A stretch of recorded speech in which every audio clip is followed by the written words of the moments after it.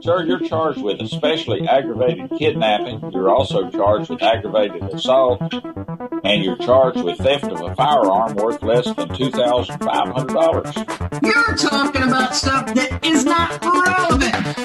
Hello and welcome to the Court of Public Opinion. I am the recovery addict, and boy, do I have a case for you today. Why is the dog chewing on this guy? I think they have got the wrong guy there. Got the wrong guy, and the dog was biting him. He roughened him up quite a bit. There's a lawsuit.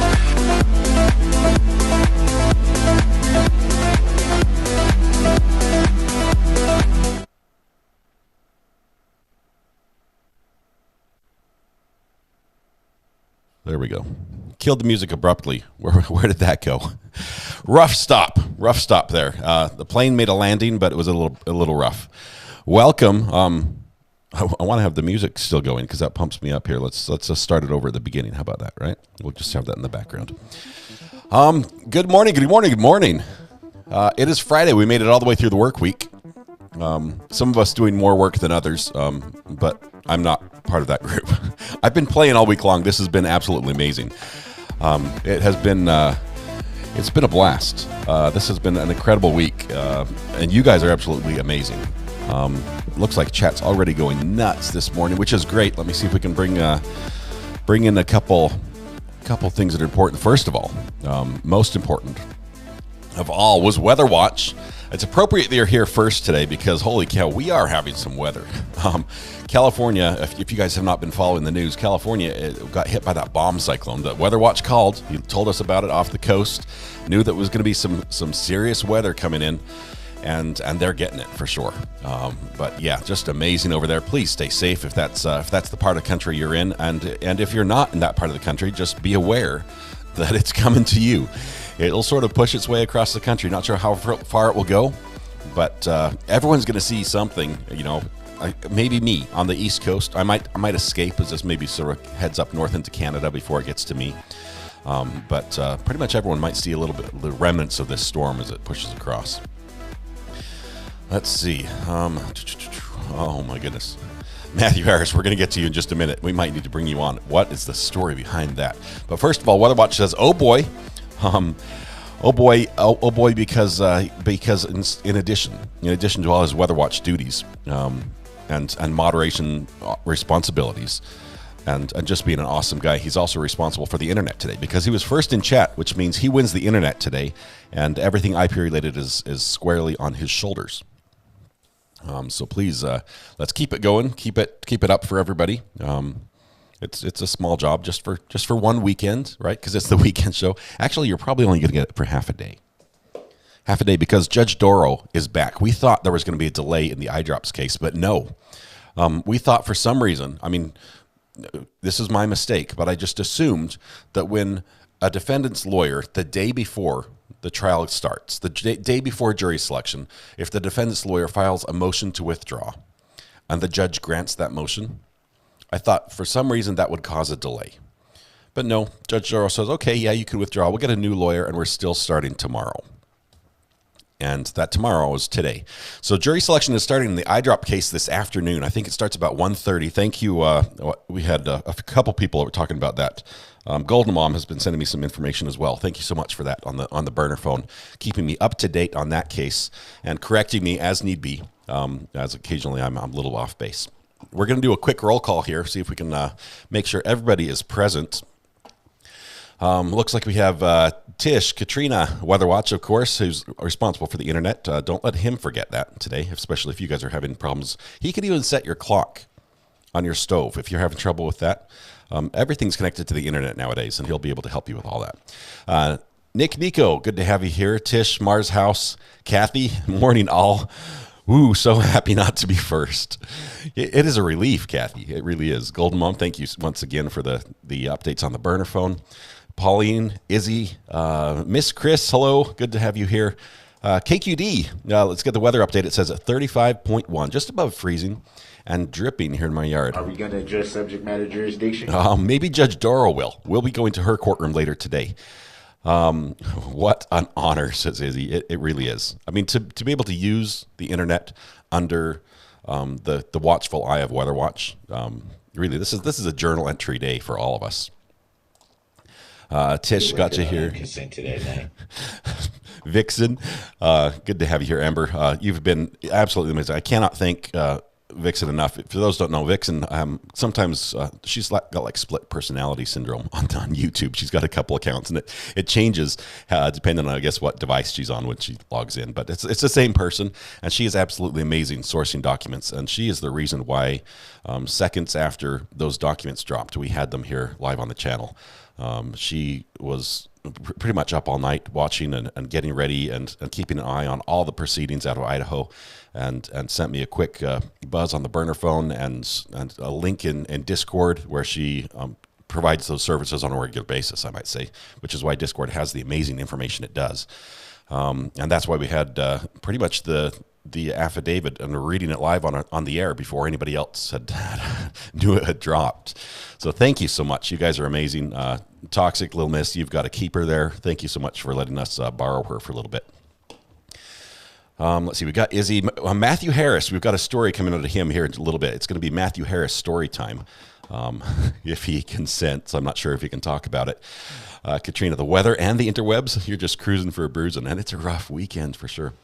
Are we going to address subject matter jurisdiction? We should. Today will be the day. This will be nice to see Judge Dorow in her element, without the crazy, without the circus, without the clown show that she has to deal with. We just get to see just the straight professional, the jurisprudence. We want to see just how she works without the Brooks, without Brooks in the courtroom, really, is what it boils down to. Let's see. Nancy, good to have you here. Dallas K, good morning, addicts. It's we're going to have a lot of that today with Judge Dorrow coming back. She was actually in action yesterday as well, and Golden Mom, thanks for keeping me in tabs with that as well, sending me links as they were doing some pretrial work, getting things lined up, and solidifying the dates. Wait, if Tish says, if I'm runner-up, does that mean I have to take over? WeatherWatch had to bow out. Well, apparently WeatherWatch unplugged his computer, so you might already have to sort of step up to the plate. Denise, I hope everyone slept well tonight. It's Friday, right? Hope you're having a great weekend ahead of you. I know I'm going to be doing some metal detecting, which means I need to plug in my metal detectors sometime today to recharge them, or else I won't be doing any metal detecting tomorrow. That guy is here. Welcome to have you, Lee, Laura, Linda Hill, Karen out of the hospital. Finally, Karen, great news. Hope you are on the mend and everything's on the up and up. We're pulling for you. Good to have you here this morning as well. Julianne says, hello from Ireland. We're going to have to get some pictures to the burner phone somehow. Maybe from Ireland, Julianne. Are we going to address subject matter jurisdiction? Maybe we will. I'd love to see what your part of the world looks like on a beautiful morning like today. Although you're probably midday about now. You're 6 hours ahead of us or so. Carol, good morning. Good to have you. Let's see who else is here. We've got a few new people in the house. Elizabeth Norton, Exodus 5. You guys aren't new, I don't think. Hi to everyone. I never chat much, but I wanted to say good morning. Elizabeth, good morning to you as well. Thank you for being here. Even if you don't pop in chat, feel free. Know that it's a friendly place to say hello, and you're welcome anytime to do that.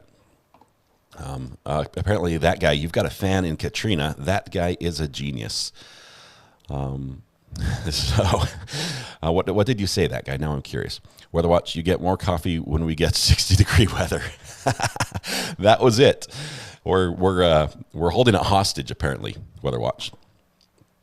Jared T, love the new intro. Thank you so much. It's a fun one. I might change it over time as we get different sound bites, just so it's not the same all the time. But those ones I still really like.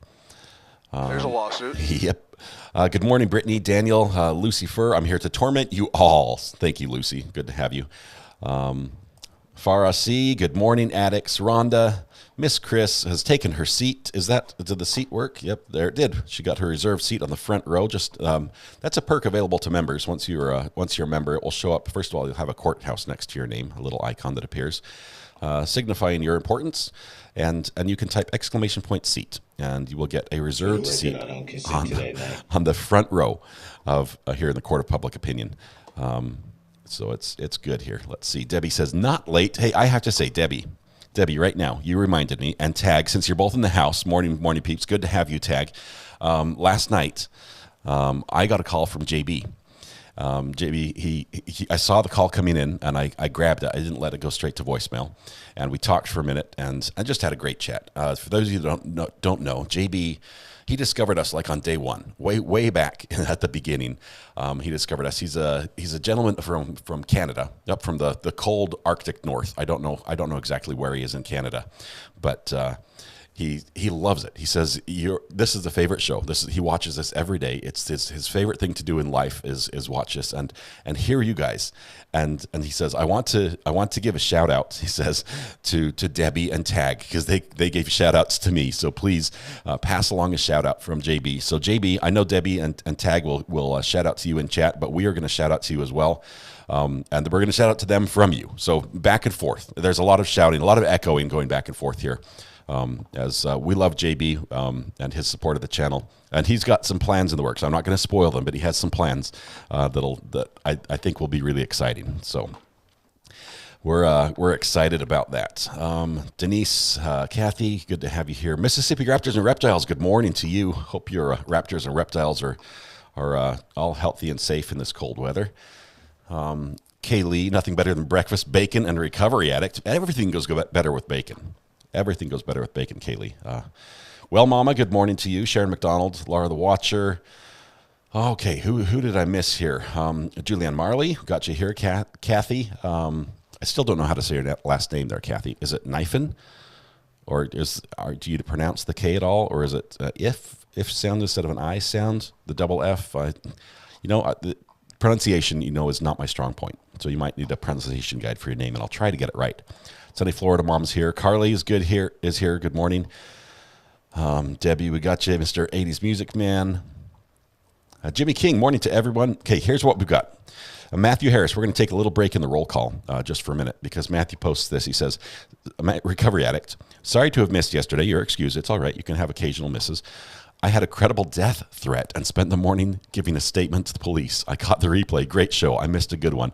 Matthew, it was a crazy day yesterday, and although we could have used you, we're more concerned that you're all right. If you can share, and the police haven't sworn you to secrecy in that case, what was the situation there? That sounds absolutely, first of all, scary, but that's not something we run into every single day. You a little higher profile with working in the court system. And I imagine that you might work with clients or against clients that aren't happy or disappointed with how effective your services are, depending on their hopeful outcome. Good morning to everyone except BK. He can rot, says Lucy. That's funny.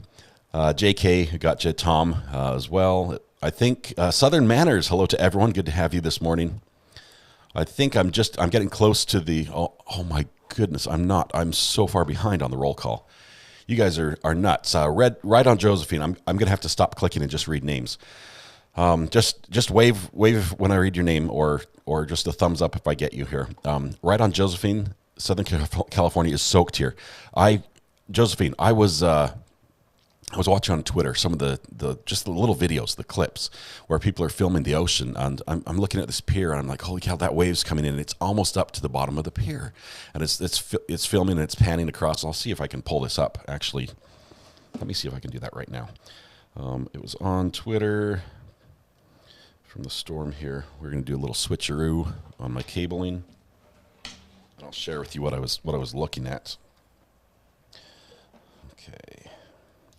This is bomb cyclone is what you want to look for on Twitter for there's cyclone videos. Let me pull it up this way.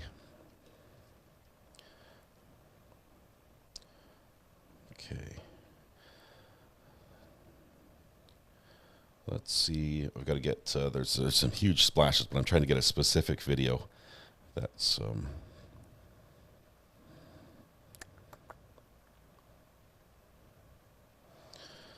I'll get there. Give me just a second to find it.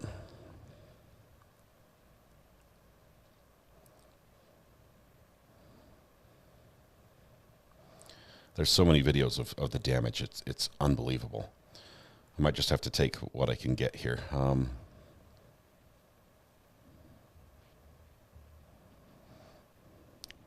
Okay, we'll just pull up a couple.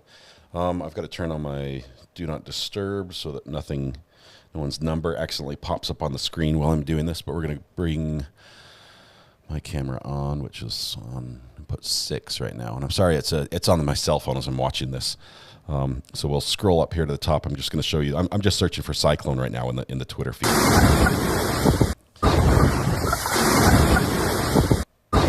This is how they wash cars in California. Okay. I know it's a little clip. It's just a huge wave that crashes over the wall there. There's actually somebody standing out there, if you look. I hope they're okay, because that is a ton of water. There's some other video here that might be a little better. You can see just water pouring over where water should not go. So Josephine, yeah. California is Southern California, Northern California. The whole place is getting pounded with water. Yeah, just crazy stuff. So let's see. Let me kill audio 6. I'm not hearing that over and over. There we go. Anyway, so Josephine, please stay safe out there in California. Know our thoughts are with you out there with this storm. Let's see. Glad we're still here. Scary Red Pen, thank you for being here as well. Paula J. Hughes, he says, I'm building an ark. This is the time where the water is rising. KF7AIK, Bob, good to have you here. Hopefully your commute's going well if that's what you're doing. Tish, I'm here in California. Craziest weather ever. My husband works on power towers. Major emergencies. Yes, for sure. This is crazy. Lane, let's see. No pants Friday. I'm staying home. I forgot it was Friday when I was getting dressed this morning, so I'm wearing shorts today. Good morning, Golden Girl. Good to have you here. Let's see. HDMI cable's in good shape. We're good to go. Marty, I'm going to read quickly here. I'm so far behind on chat. Southern Manners, Lucy Fur, Maureen. See, we need to finish calling roll so everyone can start marking themselves late as they come in. That's what needs to happen. I think people are. What happens is when roll takes this long, people show up late and get marked on time, and for some reason that's just not right. It's not fair to the people who are here on time. Sherry Zabar, good to have you as well. Lane, Last Poet comes with some pickles and some gavels there. Jen Hoff, good morning, peeps. Good to have you. Okay, so Weather Watch is like, so now that's weird, Recover Addict. I had to fix the clock on my stove this morning. I'm not saying I have a camera set up to watch you or anything, but you know that once you connected once to the program, it's like you're always connected. So pure coincidence. Creative B, good to have you as well. Alexis says, oops, I'm late. Thanks for owning up, Alexis. Just a couple minutes, and that's all right. Giant the Rat that makes all the rules is here. Nancy, Marie, yes, so not late. That's all right. We'll let it pass here. It's right about the on-time time. And I'm just scrolling here. If I missed you and you want to be marked as present, you might have to actually change. Just go in chat, type ! late at this point. I'll be able to see you there as it comes through. Sharon McDonald, good morning. Here comes the weekend. Like it or not, right? I think we like it. It's been a long week.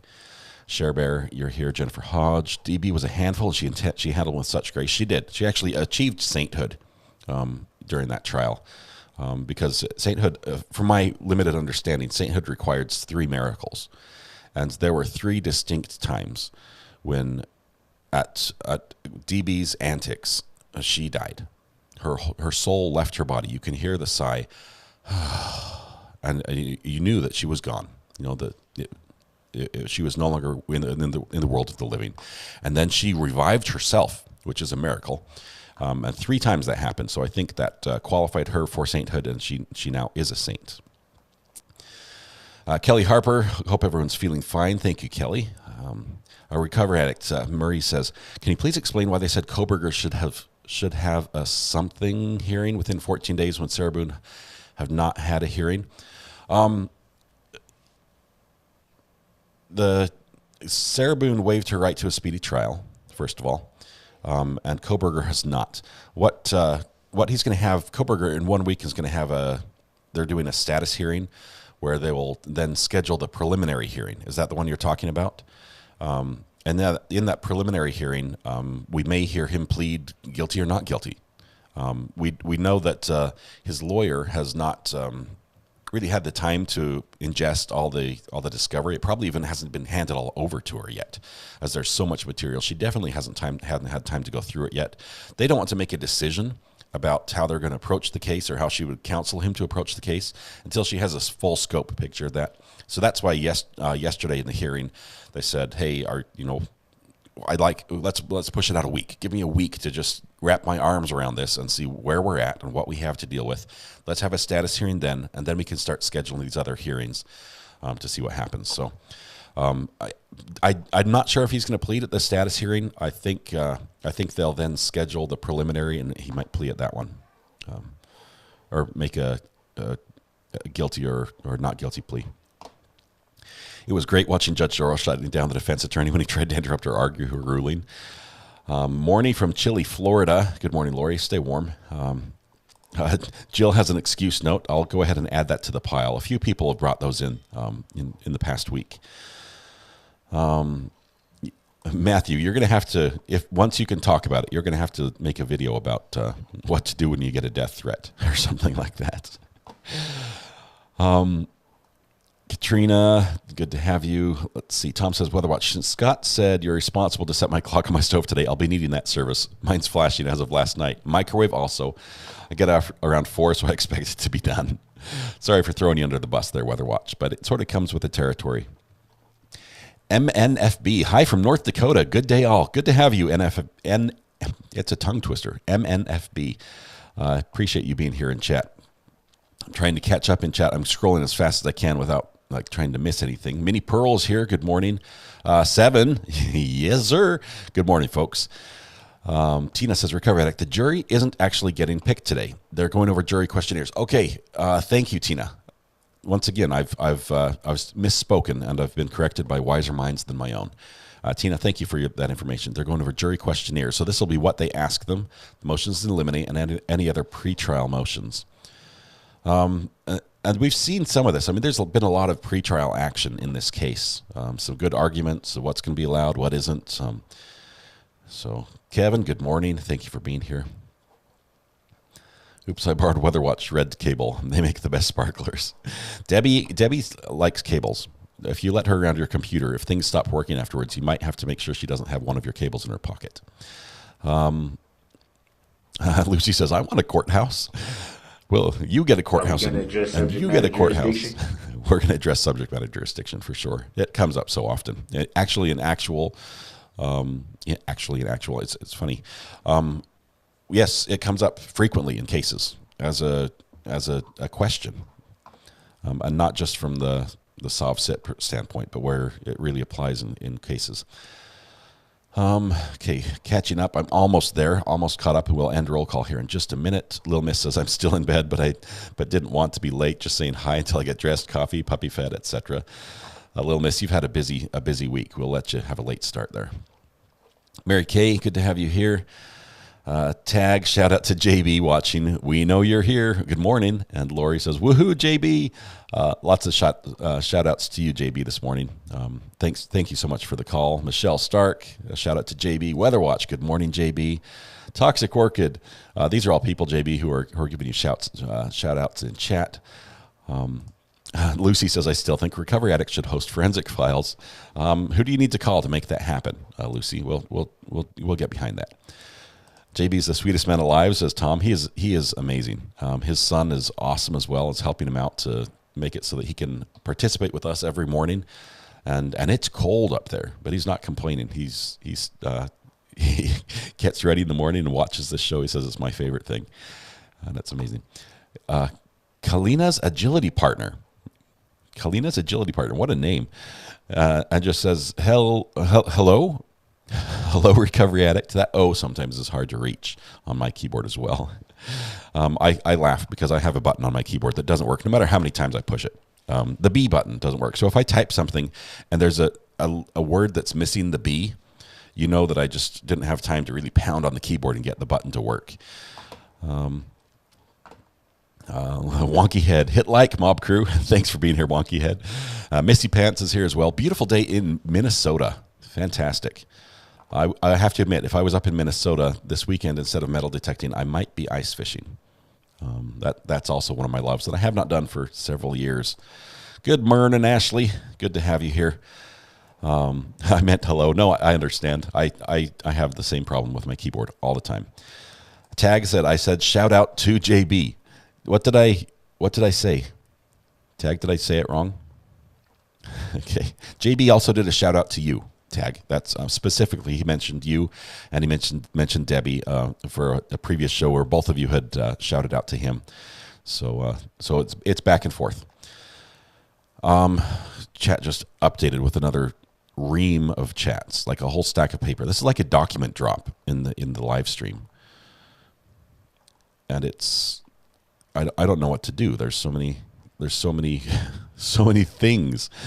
Do pickles go better with bacon? Everything goes better with bacon, though. I've had bacon and pickles together on a burger, but I haven't just done like bacon wrapped pickles, although that should be a thing now that I say it. We need to assign someone to start bringing bacon to our morning meetups to pass around. I could eat my weight in bacon. I could as well. Kathy says, K is silent. Much love and light to all. Great program you have. Kathy Niffen. Is it Niffen or Knifen, though? I still need to help on the I part. Kathy Niffen. I'm going to go that way. We can do, Toxic says, we can do a fundraiser for enough bubble wrap for 2 then, Katrina. I missed what you're talking about. I'm going to scroll a little faster. I'm going to skip. So if you need me to respond to something, or if you have a question about something we've talked about so far this morning, see what Debbie did here in her chat. She put the @ symbol and then recovery addict on it. What it does on my end is it makes it appear in orange like that. So it just stands out as I'm scrolling through, and I can just skip down to those comments and respond to those if you need me to respond. I know a lot of you are discussing stuff with each other, and that is awesome. I don't want to get in the middle of that or stop that. This chat is perfect for that as well. So, but Debbie says, I saw your pickles, not politics drawing. We need either a T-shirt or a large mug with that. I'm working on that. I've got a T-shirt designed for the hot mic lover, because we love a hot mic. A hot mic is when the sound is left on when it should be turned off, or people are talking, not realizing that we can all hear them, usually in courtroom setting. That's a hot mic, and we love those moments. Sometimes some really juicy stuff gets said.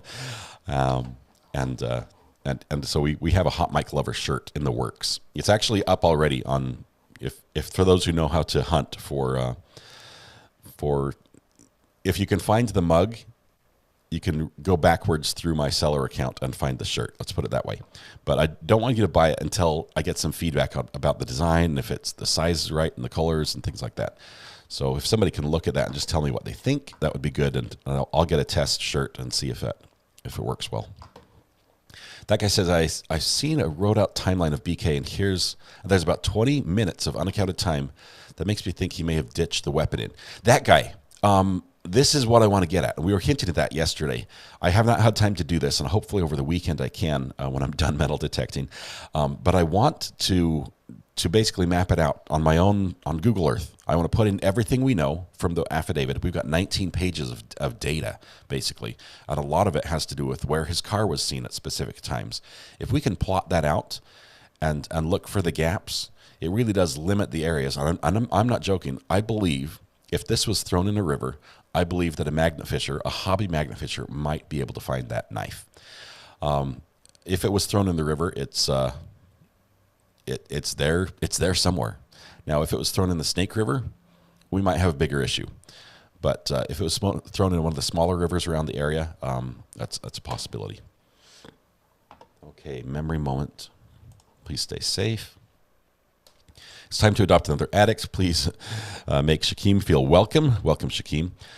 Let's see. Bite Me. Good morning, awesome people. Recover Addict. Another beautiful day in Hammond, Louisiana. Good morning, Mike. Bite Me from Hammond. Matthew Harris says it's a child support case. Now, this is about the death threat he received, a credible death threat, which is scary.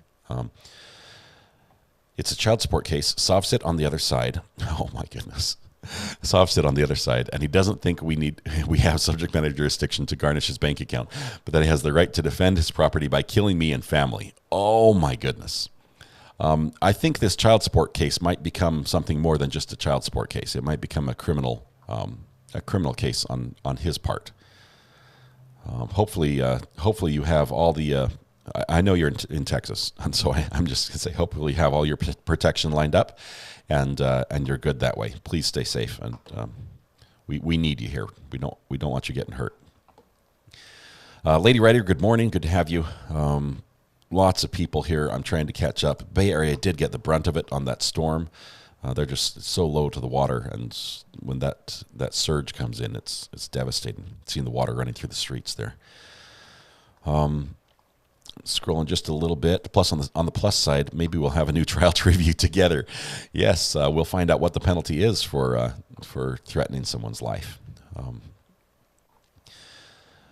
Okay. OODA loop, OODA loop, OODA loop. It says TW. Good to have you, TW. This right here, Matthew Harris. If you don't know, Matthew Harris, he's the one who's been sharing these stories. He's a great friend of the channel. He is a lawyer. We bring him on occasionally. He gives us analysis of the situation when he's not working, because he's actively working in the court system. He's got clients and appointments and court appearances that he has to do. And when he's available, he'll pop in here either in chat or sometimes live on video or over the phone or something, and we'll bring him on to discuss some of the topics that really need a lawyer's perspective or understanding to understand. So grateful so much for him. But in return, may I just say, please go check out his channel. If you ever need to know what his channel is, you can go do what Toxic Orchid did here in chat and just type !Matthew. And then a few seconds later, I'll respond with a little reply right here that says, want more legal content? Check out, and it will have Matthew Harris's YouTube channel, because he's also a YouTuber in his spare time, and he makes some very funny videos. He dropped one yesterday, which I have not seen yet. It popped up on my timeline, but I apologize, Matthew. I have not been able to watch it yet. I guess he thinks he has grounds. Allison says, recovery addict, ever try fried pickles and calamari? Really? I went to a seafood place in Southern Carolina, and it was the best dish. I have not tried that combination. I do like fried pickle dip and things like that, but I'll have to try it. Eileen, please stay safe in Northern California there. In 2019, we had a bomb cyclone blizzard when I lived there. Yeah, they're not like super rare. It's not like a 100-year storm type thing, but it's a major storm. Artie's Fleetwood, good morning to everyone. Hit the smiles and hit the thumbs up. Thank you so much, Artie's. Good to have you here. Infrastructures weren't made for this much rain. Yeah, Irene, and as Weather Watch is pointing out the other day when we had him on in the morning, a lot of these areas that are getting so much rain are already fairly saturated. They already have a ton of water in the ground, which means that the ground can't soak up the moisture. Of course, it's coming in so fast, a lot of it is running off anyway, but the ground is already saturated. There's no room.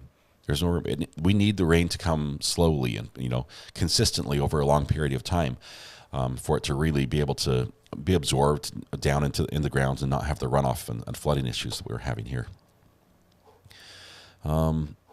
Debbie says, I wish the rain was falling over at Lake Mead. Lake Mead needs it so badly. And Debbie, the one plus we might have is Lake Mead actually can benefit from storms like this, where the water comes very hard and heavy and fast. But it has to happen upstream.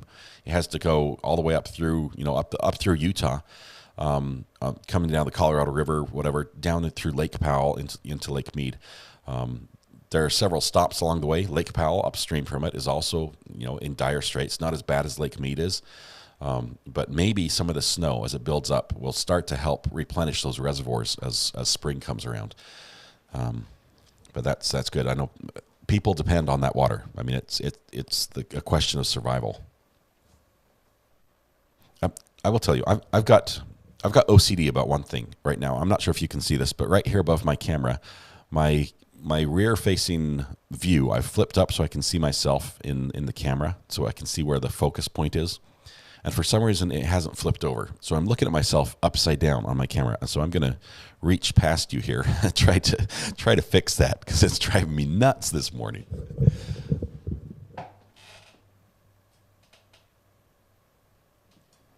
And now everything is right with the world, just that easily. I fixed it. Miss Chris says, woohoo, no pants. Happy Friday to you, Miss Chris. Reptiles are doing great, thank you. Marty says, Hollis and Kirk late, but here. Welcome, Ann, Adrienne, Micah Ruddle, thank you. It's nice to meet y'all. I'm new here. Micah, please feel welcome. This is a fun place. You'll find that the people in chat are just amazing, and they'll just wrap their arms around you and never let you leave. That's what we do. As Weather Watch did, Mike welcomed you already. In addition to taking care of the internet and everything weather related and his professional responsibilities and a mod, he's also the official greeter here today. So, you know, what's not to love in Weather Watch? Great gentleman. Fractured, good to have you here. I was on time, but the phone was ringing something with tech support, so I couldn't chat right away. I may have left my Zoom on, says Weather Watch. I left mine on. Let's see. I'll quit that because it sometimes has issues with the live stream. It causes buffering. Tiffany Marie is here. Thanks. We're going to catch up. We're almost there. I'm going to scroll a little faster. Good morning, Tiffany Marie. Good morning, Kalina's agility partner. You missed me. We did. I'm sorry. We got you now, though. Mary Binney. Good afternoon from Scotland. Sorry I'm late. No, that's... you're welcome to come in anytime from Scotland. We appreciate you being here. I've got ancestry from Scotland. Tag is giving me what she's doing here. Let me finish first with Mary Binney. I've got ancestry from Scotland. I actually own a kilt. My family's kilt, and I even this might be admitting to a felony, so I'm not sure what I should say. I have a sporin that I had to smuggle into the country. And by smuggle in, I'm not saying I had to smuggle it in. It sounds worse than it is.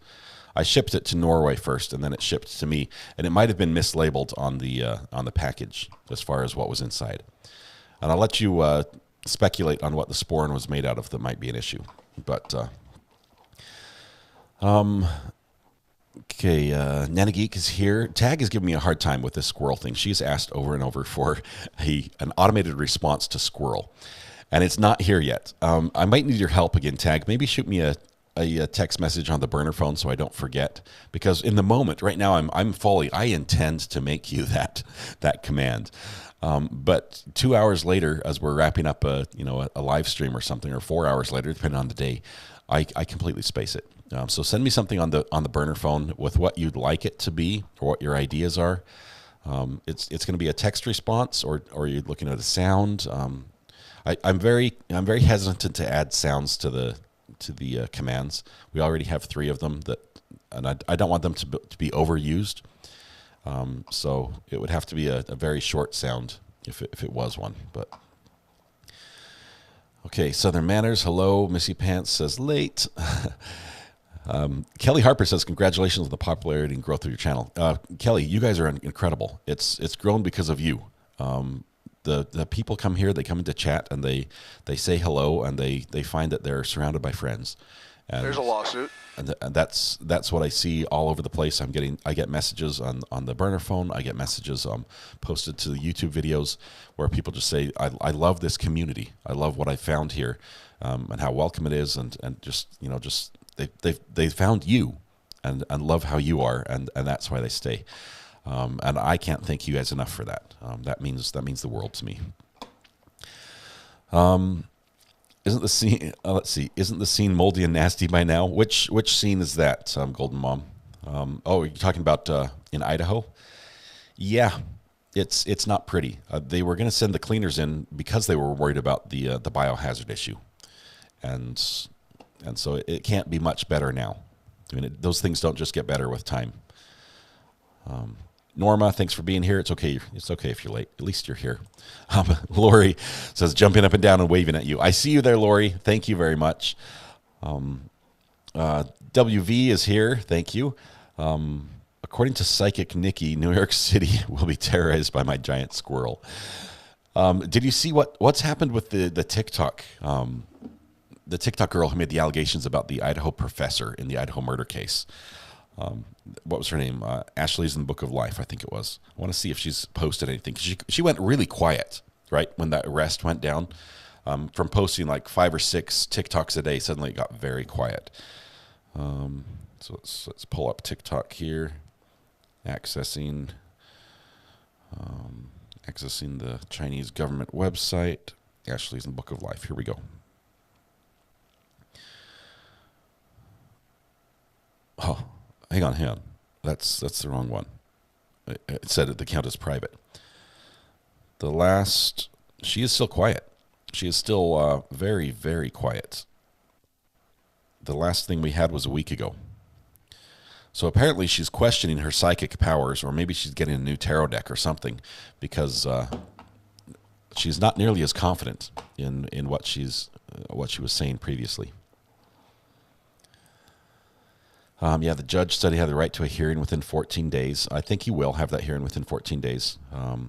They're going to make sure they won't mess up on a timing thing like that. They will not mess up in those courts. Sorry, you guys get me emotional. I need a tissue. I'll have to summon one of the little addicts in the house to see if they can bring me some. Any gluten-free muffins? I'm allergic, please.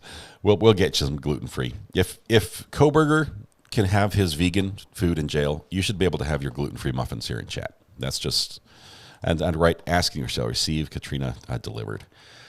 Let's see. Jenny says, good morning. So I heard Brian got himself an expert crime scene reconstruction guy. Who's paying for that? Jenny, great question. I was on the phone with a gentleman last night, and I don't want to give too much information out because we're still working on stuff, but he's basically giving me access to the inside of a court proceedings where he is the defendant in a very serious allegation.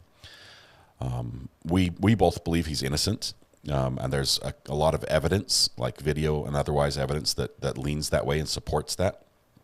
But a firearm was involved, a shooting's involved, and injuries involved regarding that. It's a serious situation. But as part of that, and we may get into this. He's contacted me and talking about me being able to do this as a show and sharing this information. So I'm looking into that right now and seeing how I can do that without becoming a witness myself in the case, which is still pending. It's several months out. But one of the things he did, and fortunately he had the resources to do this, is he hired a crime scene reconstruction person. Basically hired the same company that did the crime scene reconstruction for the Rust shooting with Alec Baldwin. And if you guys go and watch that, it's basically like a 3D world and living in virtual reality and being able to replay the crime as it happened and stop and look at it from different angles based on the evidence that we have. They put all that thing together. It's amazing. It can cost $50,000 plus. Okay, it can cost a lot of money to build that. And here is Brian with a public defender, a very good public defender, and they're saying, hey, we're doing the crime scene reconstruction. What that means is either the lawyer is just going to out of pocket do this because she knows she's going to get very popular in this defense case, and she's saying, hey, that's a business cost I'm willing to sink, which I doubt. I don't think they just look for cases like that saying, hey, that's advertising for me.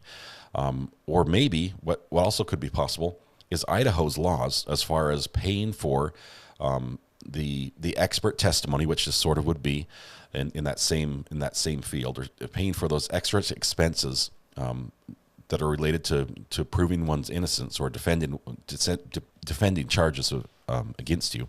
Maybe Idaho just pays for that. Maybe the lawyer just turns in the receipt to the judge, and the judge rubber stamps it, and they write a check, and boom, it comes out of the pocket of the taxpayer. So we'll have to find some legal experts with access to Idaho. That whole crime scene reconstruction is fairly new, especially in that video format that we saw in the Rust situation. But a half hour of pleasantries is good for the soul. I'm sorry, the roll call gets longer and longer as the roll gets longer and longer. But Jenny, that's a great question about that, the crime scene reconstruction. We look forward to getting more information about that. Let's see. What time will Judge Dorrow start? Debbie, that's going to start at 1:30 her time. So it's going to be an afternoon thing. It's going to be late in the afternoon. It's only a partial day. But really, I guess I'll have to look at...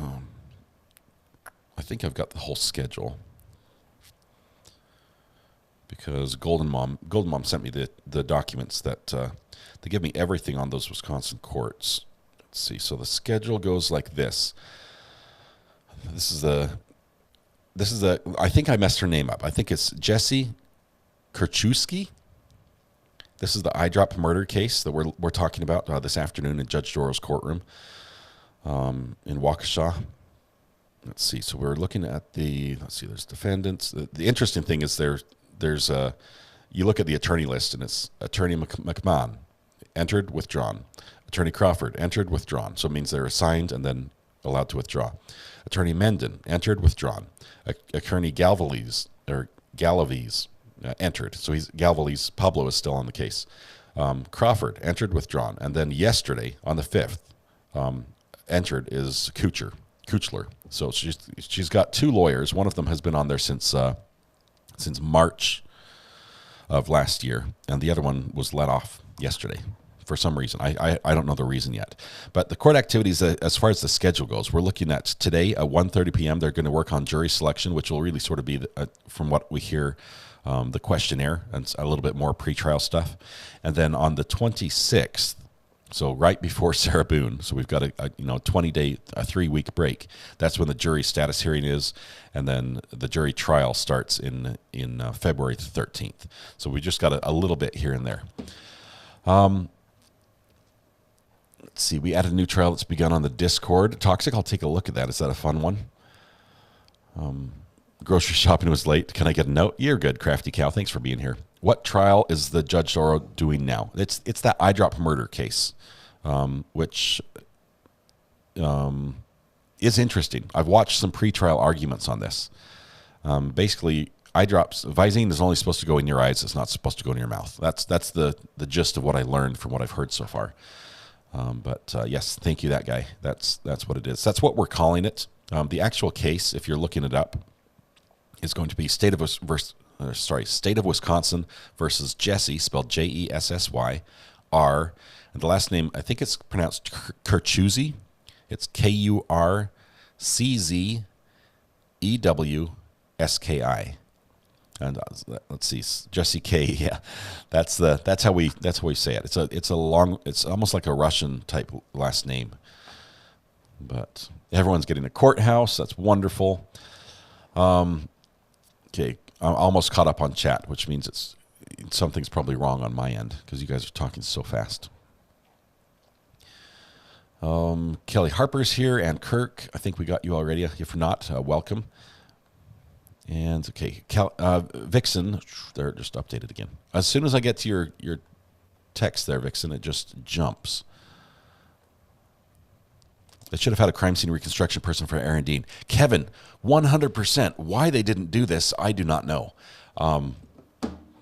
The only image that the jury was able to see to put themselves in Aaron Dean's position was basically looking at a mirror at a flashlight. That's what they got. They got his body cam looking at the reflection of light, and there was nothing they could see. It's like if they could have just recreated it in the courtroom and just had a window and said, here's the distance, here's where it was, and they just reenacted that so the jury could really get a grasp of that. I think it could have changed the outcome of that case. I really do. Ashley says, recovery addict, I was watching the eye drop hearing last night. I could feel Judge Dorrow's pain when trying to explain why she wasn't going to dismiss the homicide charge. The defense seemed a bit yikes. Judge Dorrow is an amazing person. I did give a little bit of a Scott story. They slip in now and then. They went on the news and said the psychic was wrong. They were super polite as they called her a moron. Yeah, but she hasn't come out and said anything. She has not deleted the tweets. Her tweets, her TikToks. Her TikTok is full of accusations still. I mean, there's a pending lawsuit. The least you could do is, it's not going to make it better. Okay, they're still going to press charges, but at least you could go and say, hey, I was wrong. I screwed up. I've stopped the damage. I'm no longer still spreading this lie. I've seen a post that BK cleaned his car inside and out while wearing gloves after he got back to PA, not missing an inch, according to the unnamed source, putting bags in the... Oh my goodness. Where's the other half of that one? I missed the second half.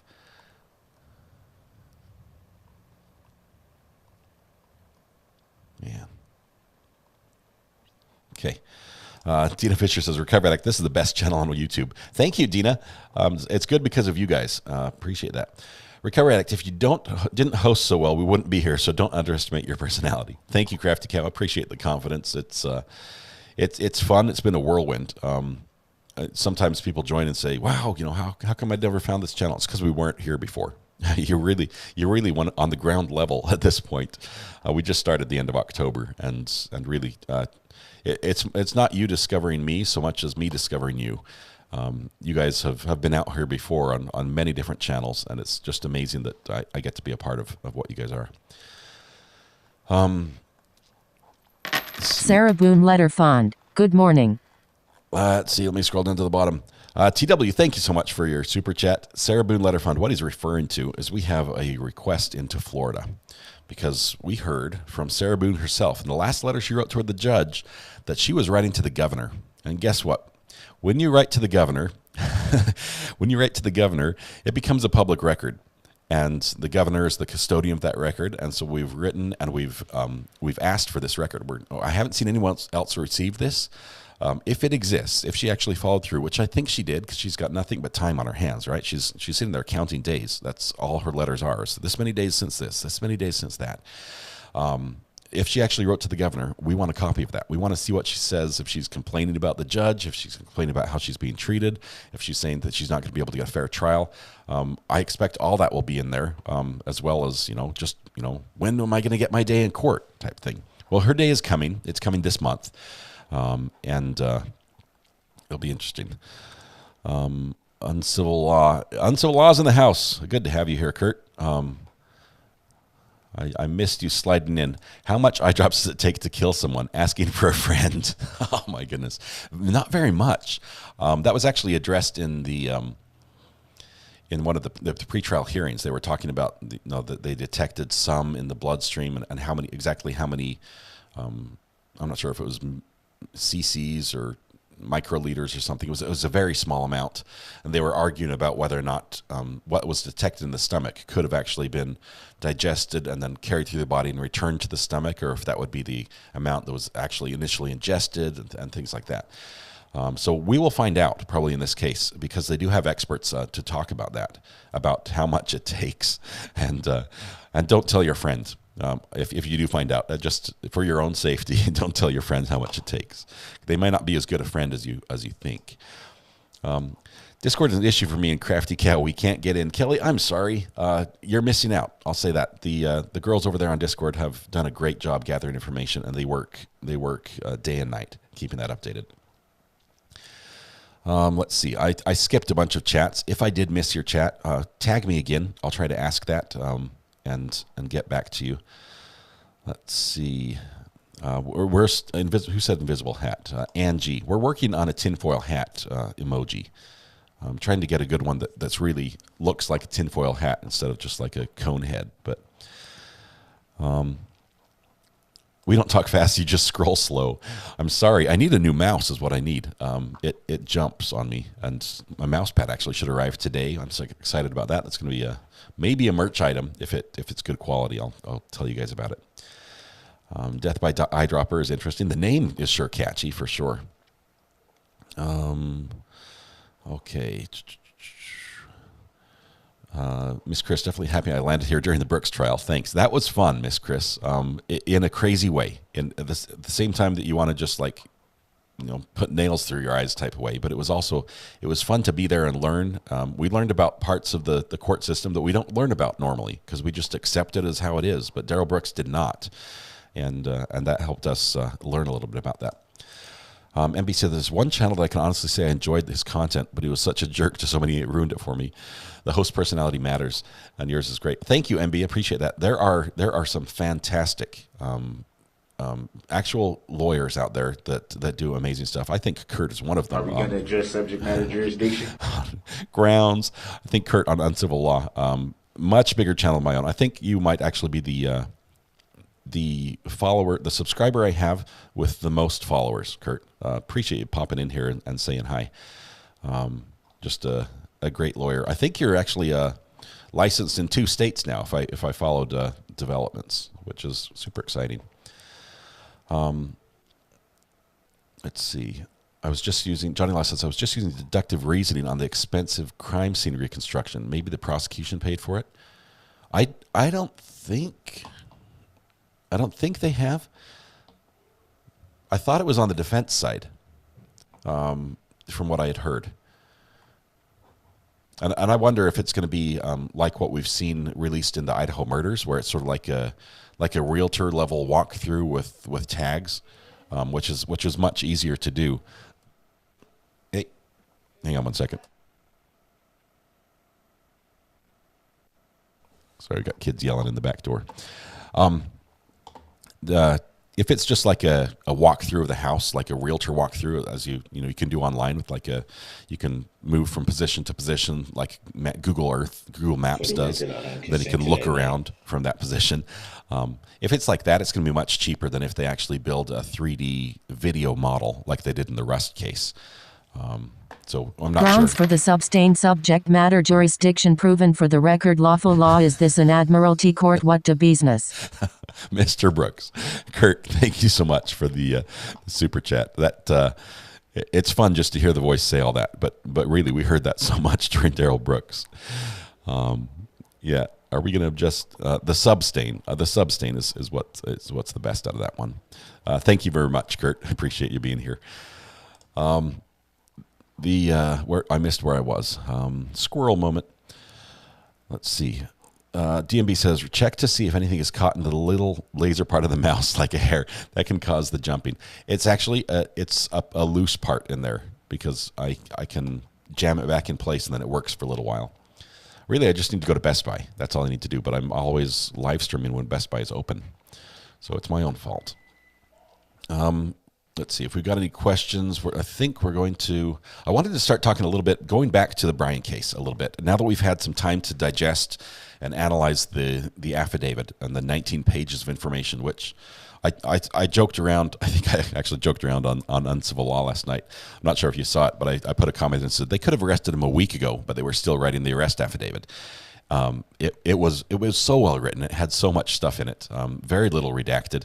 That was just it was just incredible. I'm glad we got what we did. It was more than I expected by far. The detail was phenomenal, and I think they might have had an indication that they knew it was going to be sealed because Idaho is like this as far as information. The court is the source of information, and so you'll see in the arguings in court if the defense wants information now that there's a gag order in place, if the defense wants information to sort of be made public, there'll be some very verbose arguments made in court where they are not gagged, where they can speak freely and talk about things because that's the court record and that's the official record, and that can be released. So I think we'll start seeing some of that as they try to sort of paint their client in a different way and bring other information to light. Yes, licensed now in VA and Texas. Exciting and fun. That's awesome. Matthew Harris, a friend of the channel here as well, one of our moderators, is licensed in Texas, I believe out of Lubbock. He's also a YouTuber. Good guy. That's exciting. Do you fly back and forth between the two, or you have clients in both areas? Or do you just collect? I'll say this. I collected as when I was in the press, working in the press. I'd work freelance and I'd work for news stations and stuff, and I collected press passes. So I've got press passes for backstage when I'm filming for concerts and when I'm filming events and doing it. I filmed for some live TV shows and everything, and badges that get me in newsroom buildings and sort of after hours access stuff. And I have a whole closet full of lanyards and press passes. And I wonder if that's what it's like for lawyers as well, with bar numbers from multiple states. You just keep a collection of them on the desk. That's exciting, though. Congratulations, Kurt. Ending a crazy commute, says Bob, KF70IK. Ending a crazy commute, semi-jackknife at Park City, eastbound I-80, backed up for miles. Park City, this is where the Olympics were held, for those that aren't familiar with Utah, in that area. So very snowy area in the winter. Luckily, I was westbound, still a crazy drive, but I made it safe to work. Have fun, Bob. I don't want to out where you work. I happen to know, but it's a long commute. He drives across state lines every day for work. So it's glad you made it there safely. We'll catch you on the flip side. Will we ever find out what was blacked out? Jojo, maybe, maybe not. Let me see if I can pull it up here. Are you talking about the page that was missing? Like page 2 of the document? Because I don't think that was blacked out. I think that was like a scanning error. And maybe I'm wrong, but just when I was reading it, it seemed to be that page 1 scrolled through a blank page and then the sentence continued on page 3. So it's like they scanned the front and back of a page and then just the front of all the rest of the pages. Because that's... I think there was a little bit blacked out. I mean, obviously the names were redacted a little bit with the 2 girls that were in the home, but the judge read her names in court yesterday during the hearing, so we know who those were. But I don't think much was redacted out of there. They probably, I will say, I think now that the arrest has moved forward, they probably have much more information than they have that was contained in the affidavit. That was just what they needed for the probable cause to make the arrest. And it was enough information. Clearly, we can see now that was enough information for PA to say, yeah, with this knowledge, we'll do a no-knock. We'll break their door down, throw flashbangs through the window, 9-banger, whatever it was they threw into the house, through the windows to, stun everybody in the house as they're coming in and taking control of the situation and arresting him. Yeah, that was an incredible affidavit. Sunshine and Sunflowers says, I'll be lurking and working. Have a great day. Thank you so much for your help on the past few days. I appreciate you on the burner phone. You've been great. I don't understand how BK could have committed all the stabbings and left within... There's a lawsuit. Yeah, left within less than 16 minutes. Please do a timeline from PCA info. Okay. We don't know. What we don't have is we don't have a timeline of exactly when things happened. We've got a little bit of about this time. We know someone was on their phone on TikTok. About this time, somebody heard something. But we've got 4 people that died in a very short amount of time. And we know that they died from stabbing wounds. It's possible with a very educated person that stab wounds could be done in a precision method that doesn't require a lot of time to take effect. Let's put it that way. Somebody who understands the body and the organs and the structure, internally, and with a weapon the size and type that he had, could be very efficient in accomplishing their design that way. So 16 minutes, 4 people, 4 minutes each type thing, plus moving around. It's fast. It is fast, but it's not unreasonable for me. Micah says, I live in Lubbock, Texas. Well, if you ever need a lawyer, we've got some lawyers for you. Let's see, go down to who's next. Twisted Branches. Oh, thanks for being here, by the way. I've read somewhere that a page redacted as it has awful details of Ethan's wounds. I'll have to go through because in reading it, I didn't see that.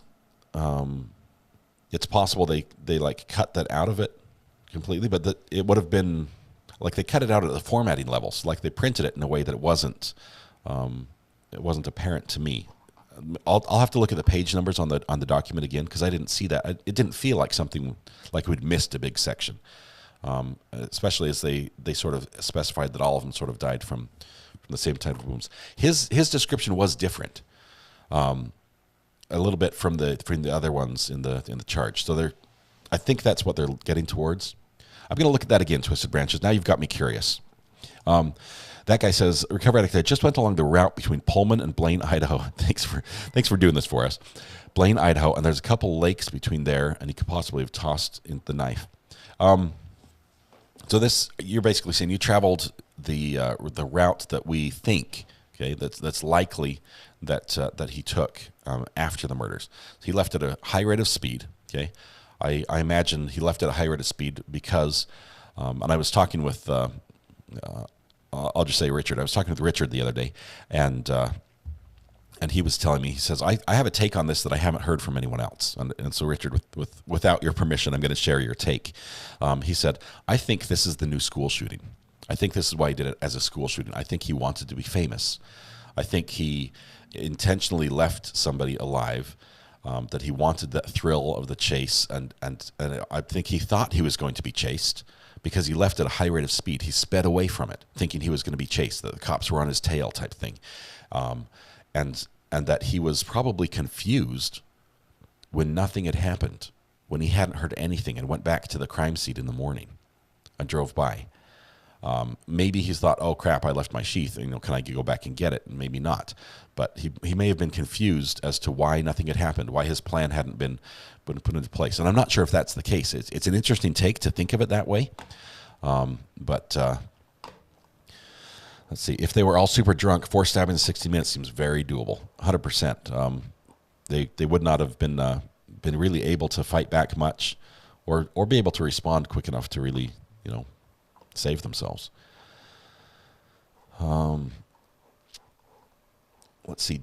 Dilly Pickle says, you can tell the seconded page is a scan of the first. The first word redacted is reversed. I'll go back and look at that. So you're saying that it's not... you're saying the second page is not redacted? It seems weird to redact the second page in that timeline. I don't know. He might have been on speed. He was driving fast. This is the Newell school shooting. Interesting. It's a thought, because you've got criminals. Okay, you got these mass killers, because he is a mass killer, that do this for notoriety. They want their name to be famous. And it used to be that a school shooting was the way to do that. But the media has handled that sort of collectively in a manner where we say we won't even say their name. Okay, we'll mention it one time, and then they're dead to us from then on. You saw it in the Parkland case where the families wouldn't mention his name. You're not worth even having a name to us, type of thing. And they sort of lose that opportunity for notoriety. So maybe this was an effort to say, I can find my way around that, and I can be famous that way. But I'm not sure. We don't have a lot of evidence that says that's what he was trying to achieve. But it's just an interesting take and something to think about. Katie says, keep on keeping our airplane safe. Thank you. He does a great job. No conspiracy theories allowed. Hey, it's pickles, not politics. We'll venture a little bit into the theories as long as it doesn't get crazy. And we try to stick to the facts. It's more fun to discuss the facts in court, the actual evidence, and look at it from the viewpoint of as a juror, than put on our tinfoil hats and try to see aliens where they're not there. Anything is possible. It is. Let's see. Melody says, a recovery addict. Ooh, where'd it go? There it is. Since he was in school, he probably just wanted to see if he could get away with it. I don't know. I wonder if we will have a moment where he tells all. Maybe after the fact, if he's found guilty, does he write a book? Does he give an interview? Does he talk to somebody? Do they find a journal? That'd be interesting if they find a personal journal that records feelings and aspirations and things like that. Ulissa says, Happy New Year, sir, your family, and everyone. Thank you so much, Ulissa, yourself. Happy New Year to you. Hope it's a great one. I printed the probable cause affidavit out. There was a page that was blank and only said redacted at the bottom. I didn't check page numbers, though, so definitely something to check. Okay, so I completely missed it, and I apologize for that. I saw a video this morning where I think he showed up at the vigil they held for the victims. Anyone else seen this? I think we've had a couple people that have tried to put the timelines together, especially as it relates to there was a news camera, there was a news report that was done on the roadside. I think it was like with a gas station or something in the background. Anyway, there was a news report that was live. The reporter was talking, and in the background, they think they saw a similar car to the white Elantra. And so we're trying to take that news camera footage, try to match it up with when it actually went live, and then the details that are in the affidavit to say, does this make sense? Could that have been his car driving in the background? Because that would be chilling to see him, in the area at that time. I've also known. Bob says, I've also known Scott, a recovery addict, for more decades than I can figure out. We have a few stories together. I'll try not to share the ones that might paint you in a bad light, Bob. So he's been a good friend for many, many years. But they just got DoorDash, and Kaylee was playing with her dog. Why didn't DM call police when she saw BK? Last Poet, that was a huge question everyone's asking. Why didn't she call? but we don't know. First of all, we don't know her mindset. We don't know, as uncivil law said, we don't know. She may have had a little to drink. It changes your thought process a little bit. Your decision making isn't quite on par with what it would be completely sober. It was the middle of the night. They may have been partied. She was partying. She was tired. I can tell you, for myself, I have woken up in the middle of the night and seen an intruder in my house in the same room I was in. Like, looked at him, recognized that there was someone there, and gone back to bed. And only in the morning realized and put things together. That's like, holy cow! In the moment, I thought it was somebody else. I thought it was another roommate, and the roommate wakes up in the morning and tells me, "Hey, you woke me up in the middle of the night when you were standing in the middle of the room. It was all freaky." And I said, "Hey, what are you doing?" And that's what woke me up. And then he said, "And then he left. Where'd you go?" I didn't get up and leave. Somebody had come into our house and was standing in the room, and we both saw him at different times. And so with that experience, saying, there was an intruder right there, feet from me, that I looked at, okay, and say, now put myself in DM's situation. Yeah, she had some weird things happening. She's like, what's going on? She probably rationalized, somebody's playing with the dog. We just had the DoorDash show up, the doorbell rang. There's a lot of ins and outs and things happening, even at 4 a.m. in the morning. So it's possible that she could have rationalized something away, or tried to, based on what she knows of what happens in the house. See, that's weird, but it's not so weird that's like, call 911. So it seems strange for us to look at the timeline and know what's happening and say, why didn't you call? Why didn't you call? That was you might have saved somebody. I'm not sure when it happened. If she saw, I think that was after, actually, so she might not have saved anyone, but he might have been caught right away. But we just don't know what she was thinking. And I haven't been in a similar situation myself, obviously without the murder taking place. I can see how very easily to her it would be like, that's weird. Lock the door, go to bed. Let's see. So you got 2 stories out of me today. Lots of questions here. Dilly Pickle says, redacted can mean just an abridged version and / condensed version. So we do have, the names are redacted a little bit for the 2 people who remained. They just got their initials. Nanageek was watching Runkle the Bailey, defense attorney, last night. He did a great job reading this. I was watching him as well. He explained how his attorney may defend him with what was posted. I didn't see that part. It was a long thing to read. I've done it a couple times here. I've said many times he reminds me of McVeigh, Timothy McVeigh, the federal building bomber. If convicted, and especially if he gets death, he'll make himself very open to interviews. Oh no, we like story time. I'll slide stories in here now and then. Tish says, I printed it out as well, and redacted was transposed on the second page, so it feels like it was just the back of page 1. Okay, so Tish, that's the feel I got as I was scrolling through. Because look at page 1 and look at page 3. If you count the blank page, and the sentence continues. It doesn't drop a word or anything else. So I don't think that page is a redacted page.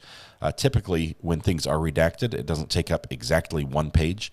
It will be like a portion. It'll be a few words, a sentence, a paragraph, something like that. But I don't think the page was redacted itself. Hindsight is 20/20. It is.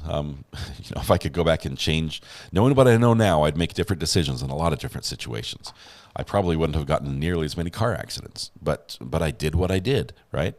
And at the time, I thought it was a good idea, and I thought I was acting appropriately. But in hindsight, I should not have made that decision. Ashley says, recovered act. I don't think the housemate thought it was a true threat. She may have assumed he was just creepy-looking friend, one of the others. Yeah, and it was sort of a party house. Look at how many people, we don't know the count, but how many people the police told us about and showed up, that weren't residents of the house before the police got there. It contaminated the scene. It made the investigation very difficult. Rosie checking in. I'm sorry, I'm late. Went to bed at 10, tossed and turned until 4. Oh, Rosie, that's an awful night. Finally got a couple of hours. Ugh. Rosie, hopefully you get another nap here, or at least get a restful weekend. That's no fun to have no sleep, unless you do it by choice. I've pulled all-nighters while I'm ice fishing, and that's good fun. But it's hard to fall asleep on the ice because as soon as your cheek hits the ground, you wake up. You feel it. Franco says, Recovery Addict just took a seat. Have you heard the audio where BK calls up the YouTuber? It's creepy. Franco, I think you're talking about that TK, I forget, T-Rex. I forget what the guy's name is. It's a podcast, right? And I think they've posted the video on YouTube. But there's audio that the podcaster believes he may have been speaking to Brian. And they're discussing the Idaho murders, and Brian calls in and says, hey, law student, I've had all these Sigma Chi people come up to me, like 6 Sigma Chi people come up to me and ask me about how would I commit the perfect murder type thing and not get caught. And maybe it's just one of them doing one of their fraternity things. Those Sigma Chi guys, you got to keep an eye on them. Maybe this was just, a stunt that they want to do and get away with. And the podcaster is like, first of all, you've had 6 people come up and ask you this. First of all, no one ever asks that question, just in casual conversation. That's not a normal thing. You're a little bit weird, creepy, but at the same time, that could have been him trying to throw people off on the scent. So I know the podcaster sent that copy of that to the FBI. That's one of the clues, one of the many clues that they've received. And it'll be interesting to see if they can, with all the records they have of his phone, if they find that he made the call to the podcast. That would be very interesting to see. Did they think he was someone leaving after a romantic liaison? Could have been. People should not harass the witness or point fingers. We know nothing yet. Tim, 100%. The little information we have, it's very easy to jump to conclusions. We like to speculate and ask questions, but there should zero harassment of anybody, family members, anything. I was embarrassed to see after the court hearing in Idaho that the press were running after the family as they were leaving the courthouse, just full on booking it down the street, cameras, lights, microphones. I'm like, guys, we need to give people space. There are some families that want to talk and will talk, and they'll schedule interviews and they'll show up with their lawyers and they'll make public statements, and that's okay. But just harassing them, running them as they're just trying to go about their lives in the way they possibly are trying, the little bit of normalcy they get as they're trying to deal with the loss. So I do not condone any harassment of anything, of anyone there. I had an intruder come in at 4 a.m. I did not go back to bed. Called 911. Good call, Katrina. You made the right choice the first time. Bullwinkle Sprinkles says, Recovery Addict, maybe DM didn't call 911 because she didn't have a cell. That's an opportunity. That's a possibility. And stayed locked in her room until the friends showed up before noon. Maybe friends found bodies, her locked in the room, called 911. Right. We don't know who the call. I don't think they've released the 911 call yet.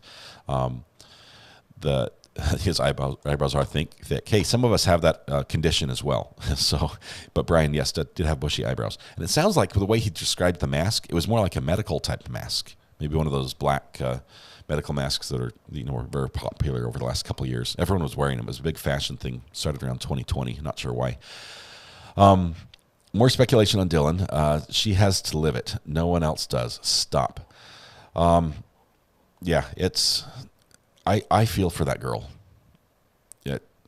She can't go back and change something, and probably, most likely, there's information that will make her actions seem more reasonable, or something that maybe any one of us would have done the same thing in that situation had we been in that situation. Let's see. Trauma response is real. That's also a possibility.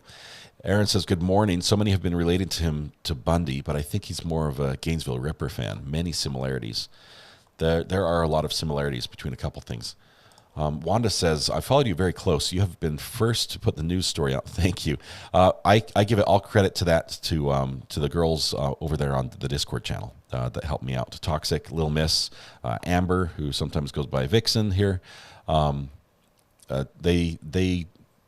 They were working. I literally, I was getting texts throughout the night as they're monitoring. They're getting me information. They've got channels pulled up. They've got Zoom rooms and passwords. And for court, they're multiple devices set up and just watching and refreshing and checking constantly. And that's what enabled us to have that basically the moment it dropped. So thank you so much for that. The least we can do is go over there and join the Discord page. And if you feel inclined, give it a bump. You can sort of, what do they call that when you support a Discord page? Words escaping me here. Someone will put it in chat. But for a couple bucks, you can throw them a little bit of money that goes straight to the Discord page, and it allows them to have a little bit more storage on the page. Sometimes it allows them to use some more features as far as have more chat rooms or have more, allow video chat, things like that. And they have so much data, they're constantly running against that bumper. Just like we don't have room, we're going to have to start dropping information off because of how much we have. They're limited on space. So if Discord has been helpful for you, go over there to that As the Gavel Drops page. If you need the link at any time, just do see that guy here, a boost. That's what it's called. Thank you, that guy. You can just type !Discord in chat, and my little bot here will reply with a link. You can click that and connect. It's really good. If you haven't used Discord before, it's a little bit of a learning curve, but trust me, stick with it for a little bit. Pop in, ask for some help with it. If you have some problems, you'll be amazed at what they have out there. It's a lot of good information, especially if you've got questions like what's coming up, what cases are in the works. So we've got Judge Dorrow with the eyedrop case today, and that's one of the cases they're following over on Discord. Let's see, any more questions? I think either I just skipped to the bottom or I answered all your questions. Oh, wait, I skipped to the bottom. Sorry. Lee here says, recovered addict. He was registered as a libertarian as his political party, whose extremist belief in a strange form of Darwin's theory of survival of the fittest, among other strange things. I don't give much credit to political party registration. I have played the political game. I'll tell you, before I moved here, I was very, very involved in political parties. I was actually the chairman of the ethics committee for a political party. So when it comes to dirt, the yucky, nasty fighting that happens in politics, that was what I dealt with on a day in and day out. I made a conscious choice that I'm done with that part of my life. It didn't bring me any joy. I ended up just questioning, friendships and always looking at people, it's like which side are they on type thing. I didn't like it. I'm still very politically active, and I believe that everyone should. I believe the political system, whether you agree with me or against me, the political system is better if you are involved, especially if you're informed. And if you're informed and involved and you make a decision that's opposite mine, good. Please do so. It makes the process better, the more people that are involved.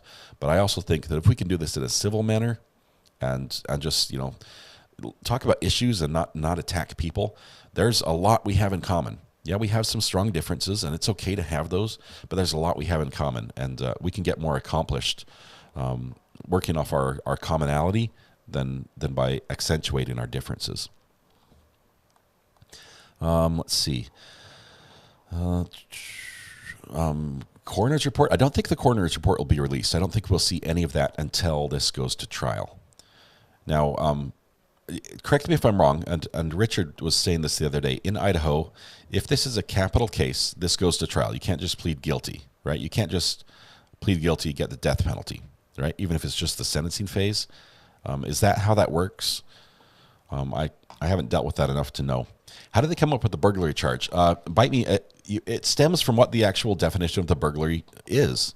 The burglary is entering a building, with the intent to commit a felony type thing. So they say he entered with the purpose of committing a felony. So that's where they got the charge there. And it's an aggravating charge to the others. BK is obviously no dummy. To leave the knife sheath, not shut off the phone on those 12 trips to the area, plus knowing there are cameras in neighborhoods, who do you think he wanted caught?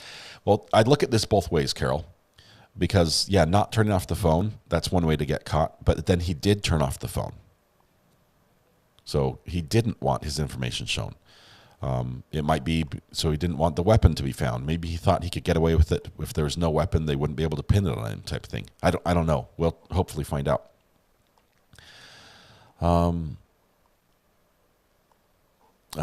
Did I mention what squirrel means? Did I get halfway through that definition? How appropriate. Tag has asked me over and over for a squirrel response in chat. I think I said this. I think I did. Because I get distracted by shiny things so easily. And so she wants that so that when I'm in the mid-sentence talking about something and I see something and shift gears and go 180 degrees a different direction, she can just point out the fact that, hey, you left us all hanging. so I can try to get back and cover that. Franco says, my hunch is that she either drank and or took some party drugs that made her scared to call the police right away until it was out of her system or sobered up. I don't know. I think what we'll find out is that her actions were probably something, although they're probably something in line with what a college student, or average college student would have done in her same situation. I think we're going to find that. Some classified documents released full of redactions, but they hadn't flattened the image layers, so some clever person used Photoshop and removed the black bars. Hilarity ensued. Yes, make sure redacting is not so easy as just highlighting something with the black pen. A skilled Photoshopper can detect degrees of gray. Of the many 50 shades of gray that are out there. Sorry for that reference. That was just not good. There are tools where you can basically make a certain color disappear very easily. It's how I use my green screen behind me. If you can see right here on the screen right in front of me, there's green all around me in that little picture. And that's what's behind me. But I can make that precise color disappear on the image that you're seeing right here. And just that green goes away, and you can see, there's no green outline around me, but you could do that same sort of thing with the black on a redacted paper. If it's just a marker they've crossed over, because as black as it looks to your eye, it's not complete true black. It's not absolute black, and it's actually a little bit darker where it's going over existing ink. And so all you need to do is find that degree of difference and make the lighter one disappear. And suddenly the words just pop right back up. So now you know. Anytime you get a redacted document, throw it in Photoshop and just see what's actually there. Recovery addict. My husband and I were talking. He's slowly coming over to the RA side. Could this possibly be part of BK's plan to be caught to finish his PhD? He didn't have money to finish his degree. He's going to finish it in jail. Is that what you're saying? I don't know. Second semester starts right now, right? She should be in classes, and I'm not sure if they've got a correspondence or online course set up for the jailhouse for him. Okay, now I did catch up with those texts. I'm scrolling back down to the bottom. I wanted to ask you, as far as, and this is how we started a little bit, what stood out to you in the affidavit? And tag me like Crafty Cow did here. Tag me with your response. I want to say, of all the things you heard, what do you think was most important? What do you think was, what did you not expect? What do you think is missing? I don't know. What were you expecting and didn't get? The poor young woman, her life will never be the same. She needs love. So many people in that community are the same. I mean, you've got everybody who had a run-in with him. Look at the police officers who so many times he was pulled over, and just thinking, man, I saw him before, type of thing. I interacted with him before. If I had done something a little different, would the situation not have occurred? Everyone looks at themselves with, hindsight 2020 and thinks I could have changed that, but you can't. Nobody's able to change the past, right? And all you've got is what you did in the moment, and you did it for a reason, and you just move on. You've got to move on. And so attacking somebody for how they acted in a moment when they thought they were doing what they should, that's right. Now, if they're committing crimes and stuff? Hey, we're gonna talk about it. We're gonna give them a hard time over that. But don't heckle people over just a decision that, with hindsight, should have been different. Okay. Squirrels talking about squirrels. Recovery addict. This is me, Jonathan. Good to talk to you on the phone the other day. Good to catch up with you again. I'm pretty sure I hadn't talked to you since we were in England. It's been that long. Recovery addict. Oh, that's a green screen. I thought you were really committed to your channel. Yes, I sit here in court every day, JA. Sometimes the judge comes in and I say, sorry, the court's in use. And I kick him out. It's my own little court of public opinion here. The number of times he had been around the house prior to the murder really speaks to premeditation. Right. And we got that from the pings, right? The cell phone pings. There's a little bit from cameras as well that corresponds with that. But the number of times that he was there, I just noticed some people are getting some gift memberships. Tish just gifted a membership, and it went to Patricia G. Thank you very much, Tish. And Miss Chris gifted a membership as well, and I can't see where it went here yet. Just one second. Where did that one go? I'm looking, and it looks like Alexis got it. Wonderful. Thank you very much, Miss Chris, and congratulations to those who got the gift memberships. Thank you so much for the support of the channel. And those who are new members, go ahead and type !seat in chat. Once you're a member, we do reserve a space for you right on the front row, and you'll love the view. It's wonderful. Okay, so the latent shoe print, says DMB. Also, the latent shoe print, very cool how forensics can look at the wear pattern on your shoe treads like a footprint. Right, so they used a chemical treatment on the carpet to get that latent shoe print because it shows organic material, and so it might be. We don't know if that's like plant-based dirt type stuff or blood. I'm leaning towards blood, and it's possible. I don't even know the color of the carpet in the crime scene, so it might be very difficult to detect visually blood on the carpet. But with chemicals, it could have been easier. I think his DNA proved his guilt. So the DNA that we found, of all the places we heard the DNA was found, it was on the button snap of the sheath of the knife. And we don't know yet if it was blood, or if it was just a skin touch DNA contact type thing, like they got with the garbage from his house, from his dad. I didn't expect DM's There's a info. lawsuit. Yeah, I didn't expect DM's info, but I think there is more to her statement. 100%. What shocked me most was that he went back to the scene and he stalked them multiple times. So creepy. That's why he's charged with first degree. Background on the eye drop case. Jimmy, it's we're going to have to take it. Here's what we're going to do. I want to take it and pick it up from the beginning so we get to see it as the jury does. I've followed some of the arguments back and forth, and I don't know the entire case to give you the background right now. If you do want some of that, it is available over on the Discord page. But we've got jury questionnaire pretrial work today with Judge Dorrow, which we're going to pop in for. Just get to see her working in action without disruptions, and then it's sort of going to develop. And I think we read the dates. Was it Golden Mom? Who was it that sent me that? Let's see the court dates. It was first filed 6/4 of 2021, so about midpoint of last year, and. Let's see the dates. Defendant, court activities. Yes, we've got jury selection, which is actually questionnaire work today on the 6th. That's at 1:30 p.m. We'll probably take a lunch and then come back for that.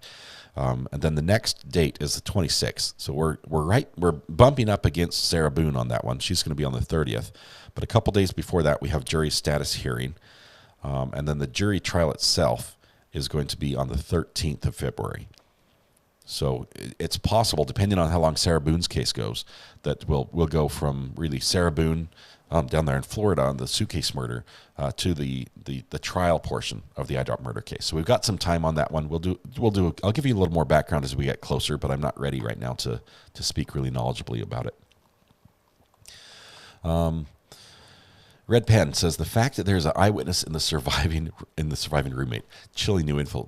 Reading that gave me the chills, saying that she opened the door again and saw this figure in black with a black mask covering the nose and mouth, walking towards her, and basically he just walks by, and she just stands there frozen, not moving. Might have saved her life. We don't know if he saw her or not, but her not moving might have saved her life, and we don't know how far the door was open. It might have just been a crack. It might have, she might have been standing there right next to him and he just didn't do anything. But yeah, just within arm's reach. It is chilling knowing what we know now. Lee here says, recovered. Surprised how many times he was checking out the house before the crime. Yeah, definitely. Casing the joint, right? Two things struck me: the number of times he stalked them, yeah, and that the roommate saw him. I like the knife sheath myself. BK's university said that he's no longer associated with them. Yeah, they're scrubbing their system of all records of him being associated with them, which is funny because universities they love notoriety. They love it when their students go on and become Supreme Court justices, when they go on and become president, when they manage large companies that are successful, when they're just anything good, the university will take credit. That's one of our alumni, sort of thing. But if you do on the opposite, they're like, we don't know who he is. He was a nobody. Yeah, he was registered at one point, didn't finish. Really wasn't a notable individual at all. But there are two of me. I'm sorry, Anne. I'll go this way. How about that? Now there's two of me. Why did that drop? One button works and one button does not. I'll have to do it over here. There's always two ways to get something done, right? My system is locked up. Guess what we're going to have? We're going to have probably a hot mic moment where I can't stop the live stream. Okay, so let's do the third way to connect and see if that works. It's not responding. What just happened? Weather Watch, you're responsible for the internet today. What did you do? It shows that I'm live on 5, which I am not. Switcher 1, switcher 2. I can switch back and forth, but I can't. I can't make myself go away. Thanks, Anne. Thanks, Anne, for pointing that out. But now there really is two of me. You've got me and mini me at the same time. Survivor's guilt is really bad. It is. Let me go to this camera. Just too many of me in that view is too much. What's a gift membership and what are the perks? Randy, membership, just see like a couple comments above you. Michelle Stark right here. If you see her name, it appears in green. Green just shows that they're a member, which means they've either themselves supported the channel by giving a little financial token to me, basically, that gives them a couple perks. The perk gives them a courthouse by their name. And that courthouse will change colors as the duration of membership goes on. But the perks themselves, you'll see that there are not a lot of things that I'm doing specifically for members, because I want this channel to be the same for everybody. I want everyone who comes here to be able to say, to ask a question and get it answered, to be able to say, yeah, I can participate and I don't have to pay. And I want that. I don't want you to have to pay to participate. Those that are able to pay and those that do, I will say thank you from the bottom of my heart. It allows me to keep doing this. It's important, and your support is deeply appreciated. But I want everybody who comes in, whether it's your first day or not, to be able to ask a question and just say, hey, what's up? So the perks that I give the members are sort of virtual. Depending on the level, we save them a virtual seat at the front row. It really doesn't change much. Everyone gets to watch. Everyone sort of gets the same view. But there's some things they can do. They can interact with chat that sort of just recognizes them for their support, because it's appreciated. And Wanda here shows that the seat command only works if you're a member. So Roxanne, she does the seat command, and guess what? It welcomes her to the front row. and so those are some of the perks. There are some other perks on some of the other levels where that does require a little bit more of my time and acknowledgement of that. But that's what they are. Really, it's just me trying to say thank you for supporting the channel. But you don't feel that you need to. I do ask that you subscribe to talk, not because I want the subscribers, but because Are we going to adjust subject matter jurisdiction? Because that it keeps the trolls out. It keeps all those little sex bot chat guys that come and spam the channel. It keeps them out. That's the only reason we have the subscriber chat on. And the OGs of the channel will tell you that for the first couple of weeks following Daryl Brooks, I wouldn't turn it on. I said, no, I don't want that. I don't want people to feel like they have to do anything to participate. Unfortunately, the trolls were so bad that I had to turn it on, and I've got just the bare minimum. Subscribe for a minute and you can talk. It's the lowest setting I can set in YouTube, because I want people to just participate on the level that they want to and feel a part of it. That's what made the channel. Consent to that name. That's what made the channel great. Yes, there are some other commands that you can use and interact with in chat that you don't have to be a member for as well. If you want to see what those are, you can just type !commands in chat, and that list will pop up on screen. Twisted Branches says, Recovery Addict. Xana food. Yeah, there's one.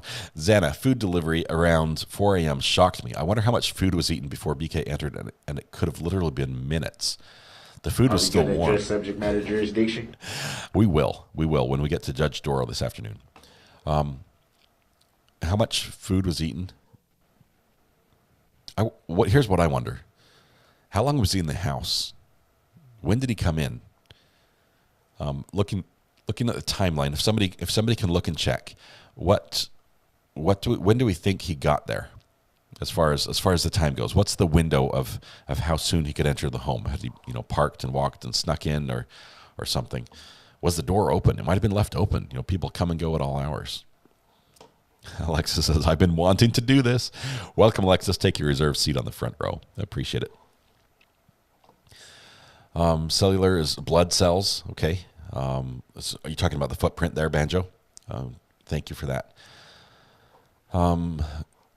Oh, the shoes. Hubby has Vans and others. In the doc yesterday, it was mentioned a diamond pattern like Vans. That's Converse. What we didn't hear, actually, Laura, we got the shoe description, but what we didn't hear is whether or not he has those shoes, if he's been seen with wearing those shoes, if they've located any of those shoes. We haven't heard anything about the clothing he's been, he's wearing. Obviously, that might be something that came from a search of his apartment, if he still kept something, a search of the crime scene in PA. And when did the search of the apartment occur? Have there been any news conferences after that search or after the search of the house? I'm asking that because is there a possibility that since the gag order, the murder weapon's been found? I don't think it has, but I think the timeline would prevent that from happening. I think if it had, they would have told us about it at that time. But interesting. Carol Martin says, Recovery Addict, just how the police detectives tracked him down and protected the roommate by saying they knew nothing. Yeah, the police work here for all the flack we gave them and the public gave them for not having an answer, for just saying, we don't know yet. We can't talk, or active investigation type thing. It was frustrating to get no information and then suddenly to be flooded with the real information of how long they've known exactly who they're looking for. Was very telling, Carol. I like that as well. Jojo says, I was shocked to find out that he was seen. That he was seen. Yes. Aaron says, the eye drop case, is that the one where the student put eye drops in the teacher's drink, or was there another? I think it was a roommate situation or a friend type relationship. I don't think it was a teacher-student situation.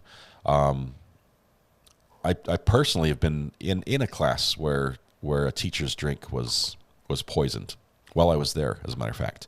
I was not aware of it, but for those of you who have gone to public school and sat at a desk, you know that a common item that's available in the classroom is desk cleaner, because kids write on desks. And there was a student that put a couple squirts of desk cleaner into the teacher's coffee mug, which he ingested. And the only reason he survived was because he was at a friend's house. Different from his normal routine, but he was at a friend's house when he collapsed. But yeah, just a couple drops of the wrong chemical in a drink can cause major problems, life-threatening. Can you give memberships on your phone? Kitty Cat, I think on iPhone it's difficult. If you're able to use iPhone and use like through Safari, through YouTube, you might be able to. But I'm not sure if you can do it. I'm pretty sure you can't do it on the YouTube app on an iPhone or an iPad. It's going to be weird seeing Judge Dorrow again without her being interrupted every 2.109 seconds. Yes, a lot of interruptions. This case will be very efficient. I think that's what will be a stark contrast to what we saw with Daryl Brooks. It's just the way that she can methodically work through the system as she should. And she's not the perfect judge. She makes mistakes. As a matter of fact, even with Daryl Brooks in one of his appeals that she had before he was moved up to Milwaukee, while he was still sort of locally. They hadn't transferred him yet. He had some appeal, and she's like, "Hey, let's bring him up. Let's take care of it right away. We'll take care of it." He shows up for the appeal. She's like, "We lost the paperwork. I know you filed one. We scheduled this because you sent us the paperwork, but we cannot find it. We don't know where it is. We're looking for it. Sorry. Can you send it to us again?" So she's not perfect. Her courtroom isn't perfect. The clerk probably made a mistake on that one. Are we going to address subject matter jurisdiction? We will. J.A., are you streaming on weekends, Recovery Addict? I have done. We did a couple weeks of what we called a weekend recovery show, which is where we just did another show just to step back, and instead of talking about the crime and the heavy topics that we do all week, just relax. And we just did it as it was a show and tell. We used the burner phone a lot, where people would send in pictures of pets and food and Christmas decorations and sunsets and sunrises and landscapes and stuff, and just sort of get to know each other a little bit in just a fun setting. The problem was it takes a ton of time to get prepped for that, because it's not as easy as just plugging in my burner phone to the live stream and showing you what I'm seeing. I have to do a lot of careful work to make sure your personal information doesn't get broadcast out on the internet. I mean, I'm fine giving away my burner number. I'm not fine giving away your phone number. So it takes a lot of work to transfer things around, and I'm not able to keep up that amount of work, especially as the channel's grown so much. It's difficult now. Originally, I was responding to every single contact, every single message on YouTube, every single text on the burner phone. Now it's harder to do that. I still try to reach out and thank people personally, but there's a lot of people. There's a lot of you out there, and I love all of you for what you're doing and what you're doing for me on my channel, but it's difficult to keep that up, and I don't want to do anything on the side, like the Weekend Recovery Show, that would take away from what you guys all came here for during the week. So occasionally we'll do some live streams on the weekend, but it's not something that's scheduled. Great question, J.A. Debbie says, Tish gifted me a membership. Wonderful. That is fantastic, Debbie. Congratulations. Let's see. And Nico, welcome to the gallery as well. Good to have you. Thank you so much for your support. Let's see.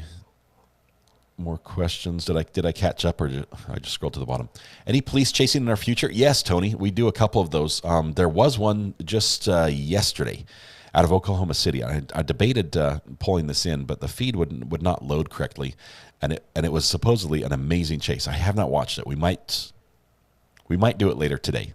Let's say that, because we've only got a short day with Judge Dorow. But if I can get the feeds connected, I'll tell you that I don't want you to go out and watch it and spoil it for yourselves, because we should watch it together. But it ends disappointingly, because the cameraman does a full wide in the end, and you know, when they go full wide on the lens, they're zooming out as far as they can, and there's really only one reason they do that, and that's if they suddenly detect that there maybe is a graphic injury on screen, or a use of force that could be fatal. And they interpreted what was happening on the screen as one of those, and I believe it was not. It was a lower use of force, but they interpreted it as a deadly use of force, and went full wide and sort of cut away. So it sort of ends right at the peak moment. I will get the video, and we'll try to do that this afternoon. So Tony, I think I'll commit to that. Okay, I'm gonna look for that and see if we can pull that up. But that happened yesterday. We'll see if we can follow that. I've heard it was a good one. Katrina says, I have to bolt soon to check on my mama. We think she had a mini stroke. Oh, Katrina, I'm so sorry. Spent all day having tests done. Hopefully everything checks out, and hope she's all right, Katrina. Please take care of her and you. We'll be thinking of you. Golden Mom says, check the burner phone. I will do that right now, Golden Mom. Let's see what you got for me. Okay, we've got some pictures. Some pictures of him walking out of court. Now this is him leaving the courthouse after the extradition hearing, is what you're sending me here. Under guard, looks like he got in the same van basically that he got into. Thank you for that. Isn't he wearing Vans now? The shoes he's wearing, those are going to be jail issue. Every item of clothing that he's wearing in custody is going to be jail issue. Everything he was wearing when he was taken into custody, they sort of take as evidence just in case there's something. So So yes, they do have a similar kind of shoe to a Vans, but that will be jail issue, not his personals. New docs dropped for this case in Discord. You guys are on top of it. Every time documents drop, you guys have them. Thank you so much for that. I want to see the dog attack one. Where can I find the dog attack one? The dog attack one is Jojo. This is the California Highway Patrol. They had a police chase that ended in front of a liquor store. There were 3 television cameras that followed this. From different stations, and I took all 3 videos. I went, instead of just showing you live, I took the videos, took them into my video editor, synced all of them up, so we had at one point 3 images at the same time of what's happening from different angles from the different helicopters. And the ending of this, as the guy gets out and runs into the liquor store, well, right before he runs into the liquor store, just a couple seconds before, some random customer just went in, grabbed a tall boy, had purchased that. He's walking out. He's walking on the sidewalk away from the liquor store, and the cops pull in. Something happened. The helicopter says that he's under the light, something like that. I've got a request for that information. I've got a request for the radio traffic from the helicopter to the ground crews. I'm waiting for that from California right now. But something said to the officer saying he's the guy under the light, suspect's under the light. Canine officer pulls up, orders him to stop. The guy's like, "Hey, what, me?" Turns around, is like, didn't do anything. Starts walking away, and he sicks the dog on him. And the next thing we hear is this juicy little clip. Why is the dog chewing on this guy? Yeah, I think they have got the wrong guy there. They got the wrong guy, and the dog was biting him. I don't think that's him, Mark. I don't think that's him. There's a lawsuit. Yeah, so we got all those sound clips from that same moment in the police chase. That is, almost all my videos are lives. So if you go to my channel and you look at my videos, there's a bunch of stuff that's old. I think I've posted 2 videos in the past couple months. But if you go to my live videos and scroll back and look for police chase, Gonna address subject matter jurisdiction. dog bites the wrong guy, you'll find that whole chase, and it's a fun one to watch. And I can't wait. Once California comes through, they've got a few more days. They filed an extension, the 14-day extension, with me basically delaying my information that I requested. But they've been really good to work with so far. I do expect them to come through with that data. And I asked for everything. I asked for body camera footage from the officer. I asked for the car dash cam footage. I asked for any footage they have from the helicopter, video footage from that, if they'll release that. Sometimes they won't from the helicopter. I've asked for radio traffic between the helicopter and the ground. I've asked for arrest records from everyone who's arrested at that scene that evening in a wide time frame. I've asked for all the use of force records, which they have to file when a dog bites somebody. So we might get a lot more information about that. And I might file a couple more requests based on the information we receive. So Jojo, stay tuned on that one. We might have some more. Well, Mama, welcome. Thank you for your support. Good to have you here in green. Appreciate that. Thank you so much. Please take your seat. Let's see, what else do we have here? What's the reviewer says, what's the best way to share a police video with you to share potentially with the group? Reviewer, if you have not yet, I have a burner phone. This phone right here is linked to a burner phone number, which if for some reason it goes crazy. We love and appreciate you at Recovery Addict, smiling face with smiling eyes and rosy cheeks, purple heart. Thank you so much, Tiffany Marie. I appreciate the super chat. Let me finish here. Thank you so much. But reviewer, if you have not texted the burner phone before, if you're local, if you're in the U.S., you can text the burner phone. You can send me a link if it's a YouTube video. You could send me a link to a Dropbox if it's a video you have that you wanted to share that's not public. That's a good way to do it. Also, if you're out of the country, you don't have to spend money on a call to the burner phone. Instead, what you can do is go to my channel page, click on the About page. Are we going to address subject matter jurisdiction? When we're with Judge Dorrow, we will.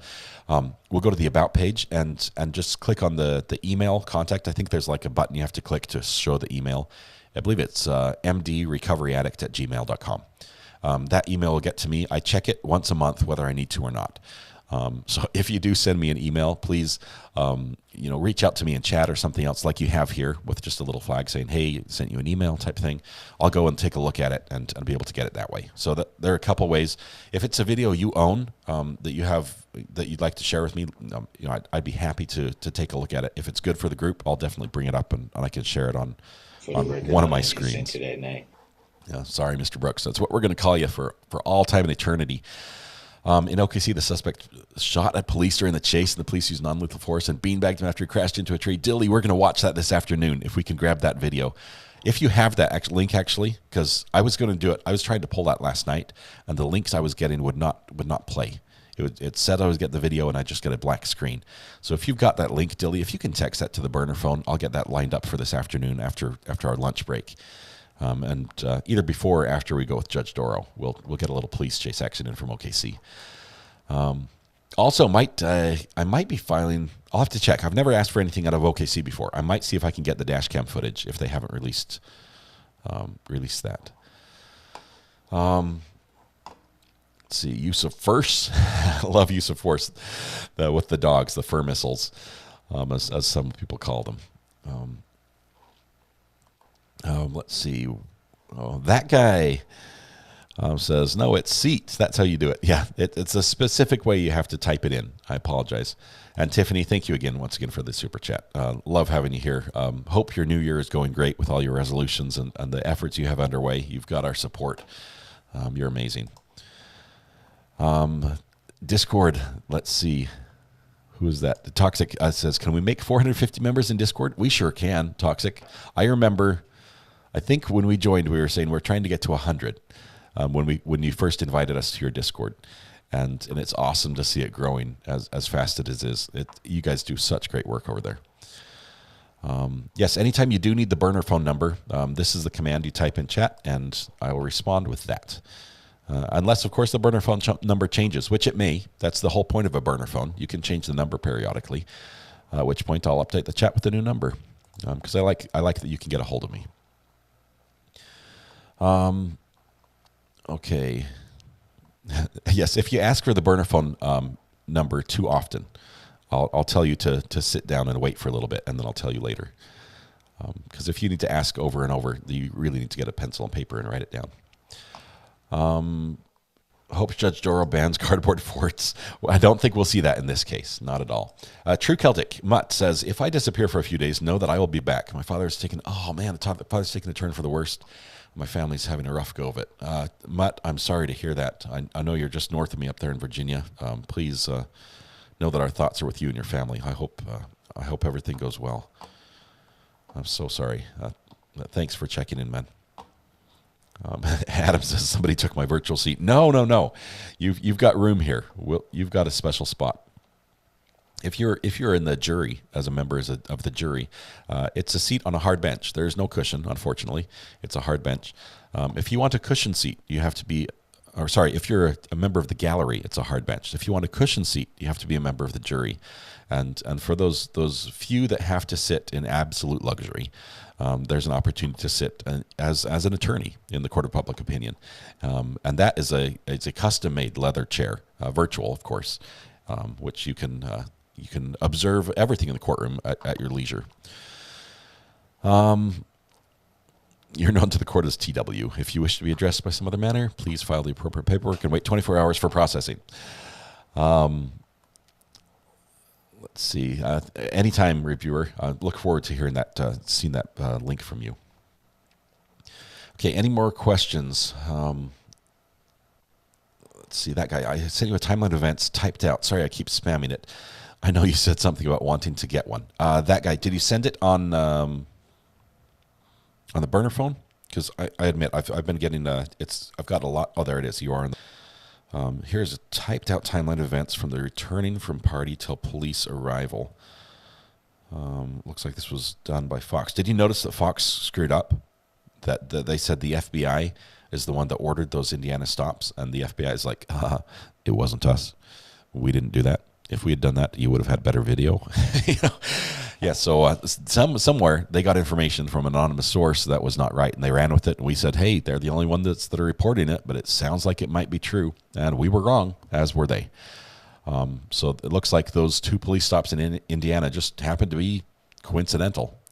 And so we know of 4 times he was pulled over in, say, like the last August, September, October, November, December, January. Yeah, the last 6 months, he's been pulled over 4 times. How many of you guys have been pulled over 4 times in the last 6 months, just by a show of hands? Yeah, That's interesting. Apparently, he's a bad driver. Looking at the timeline here that they're giving, it looks like these are stamps straight out of the affidavit, and that'll be interesting as the cops are zipping by outside. Listen, there they go. It's a 30-mile-per-hour street, but they drive by at about 90 miles an hour. I'll take a look at that. Thanks for that timeline. That'll help us, that guy, because I really do want to sit down with Google Earth and sort of. I'm very good with using those maps just from my metal detecting days. I use maps to analyze areas and look at history and look at things over time, as you can scroll back into old satellite images and stuff.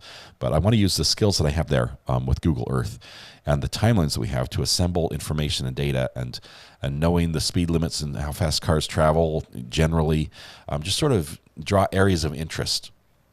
Specifically for where the knife could be, where he got rid of the knife, if it's still missing. I do believe we know it was not in the sheath, so he didn't leave it at the crime scene, so it was in the car. It was not sheathed in the car. He probably touched something. That's why he probably did a lot of cleanup. So there's probably some clothes and a knife that got ditched somewhere, and we'll have to look for that. Let's see what else we have here. Jim Bob says, as soon as I start Discord, I'll just get so many game invites for different games. It's crazy. Well, Jim Bob, that's because you play games and you link up with people. It happens. I get a few of those as well. Love the name, says Ivan. It really stuck with me. Recovering addict here. Ivan, congratulations, first of all. I am also a recovering addict, but not as the name might imply. I was addicted to gaming, and I'll tell you, I just about lost everything that's important to me because I couldn't stop playing video games. And it sounds silly a little bit, like how do you get addicted to video games? But sleep didn't happen. There were months of my life, lives in video games, where every waking moment I had to be on the computer. I had to play a game. And it was fun. I liked it. I loved playing the game. I still do. I still wish I could play, but I could not balance it, and I just let it take over my life. So did a major shift with the help of Mrs. R.A. Changed a little bit. Changed a lot, and grateful for that. Grateful for her support through that. So yes, I'm a recovering addict, but I actually chose the name Recovery Addict because I am addicted to recovering artifacts from the ground. I love history. I love metal detecting. And that's where I got it. I when I chose the name, I didn't put two and two together to say that, Recovery Addict. I thought it was a catchy name. But I found that I'm being associated with a great group of people who are making major changes in their lives and becoming better people. And it's an honor to be associated with people like you, Ivan. Congratulations to you as well. We will be getting a challenge coin, a Recovery Addict coin, a lot like addicts are familiar with that. Who are recovering. We're going to have a coin of our own just for merchandise. And whoa, what happened here? Matthew Harris says, welcome to the gallery. Matthew Harris, congratulations. Good to have you. I didn't know we didn't have you as a member. You do so much for us already. And Weather Watch on top of that just gifted 5 Recovery Addict memberships. Let's see. Thank you so much, Weather Watch. You are incredibly generous. I've talked to you a little bit on chat about that. Not needed. You don't need to do this, but you're absolutely incredible. Let's see who got the gifted subs here. It looks like Tom, Kalina's agility partner, Jim Bob, Georgia Carver, and Lindsay Hendricks all received gifts from Weather Watch. Thank you so much, Weather Watch, and thank you all the new members. Please take your seats. Wonderful to have you. Appreciate the support. You guys are amazing. Any more questions? Weather Watch is awesome all over again. Yeah. Scott, you are the main reason this is so successful, and we come back because of you. So take a bow. Thank you, Crafty Cow. This would not be what it was without you. Honestly, the first day I live streamed, was we were watching Daryl Brooks together. There were 13 of us together in chat. Some of you are still here today. And I went to bed that night and I told my wife that is the most fun I've ever had. The hours flew by like they were seconds. They're the most amazing people out there. I didn't know you could find a friend like that on the internet, somebody who could just click with and just just you've got family instantly. I didn't know that existed. So much of the internet is toxic. So much of it is like Daryl Brooks, it's just frustrating. You're beating your head against a wall sometimes, just trying to talk or get a word in edgewise. And I discovered you, and you guys brought friends and shared and liked, and YouTube algorithm worked and brought more of you to me, or brought more of me to you, or whatever the combination was. But thank you so much for your support, Crafty Cow. It would not be the same here without you. It's a lot of fun, but very grateful. I don't consent to that name. Sorry, Mr. Brooks. Lily, when are we expecting Judge Dorrow? We're going to take a break at lunch, and Judge Dorrow starts at 1:30. Let's see, that's Wisconsin time, huh? So that would be 2:30 my time. So we're going to have, after lunch, we're going to try to get that police chase, if somebody can send me that link, if they haven't already, from Oklahoma City that happened yesterday. So we'll have that police chase, and then we're going to have Judge Dorrow. Now, this is just going to be, it's going to be a Zoom feed. It comes straight from the courtroom. So it's like a 4-box. You get to see everything all at once, which is sort of cool. I could play with it and make it full screen. I've got the equipment to bring her in full screen just by sort of hacking the system a little bit. But I'll play with that. If that's how the court proceeds, I'll make sure I get it set up so that she's on her own channel and we can switch between different views and see it in more detail than looking at 4 things at once. But today it's probably just going to be like that, like you're watching Zoom as a camera off participant. Let's see. Congrats to the lucky winners. Weather Watch is coming in clutch. He is phenomenal, just amazing. Soon Weather Watch is. Hopefully, I'm twisting his arm. He's done the YouTube thing before. I think we need him back on YouTube, and I'm trying to twist his arm. I know he has other responsibilities and things, but I'd love to be able to return the favor and ask you all to give him a bump when he starts his new channel and get that up and running. So hopefully soon, when that moment happens, I'll let you know. But he's just been phenomenal, great friend. Good to talk to him off the air and on here. Off topic, have you watched the BBC comedy drama The Detectorist? Love it. I absolutely love that, Twisted Branches. It's a great show. They nailed it. I'll say, if you haven't done metal detecting, you might miss some of the things that are so funny to me. First of all, British comedy is hilarious. I love the subtle humor. I was watching Monty Python when I was way too young to watch Monty Python, right? And just growing up, I loved that sense of humor. I got to live in England for a couple of years, and so all the accents, the locations, the mannerisms, I love that. And then being able to go back and watch The Detectorist, which combines everything I love about England with everything I love about history and metal detecting. It is a fantastic show. It's funny, and it really does peg metal detecting right on the nose.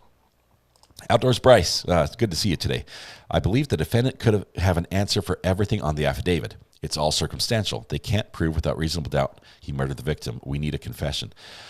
Bryce, yeah, the information that's in that affidavit is not the clear and convincing evidence that the jury might have that persuades them beyond a reasonable doubt that no one else did this, and that was definitely him.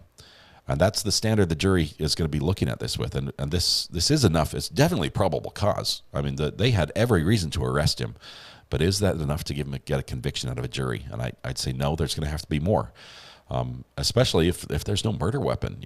Is that going to be an issue? Is the sheath enough to say we can assume, we can put 1 plus blank equals 2, and we know that the other number's a 1 type thing.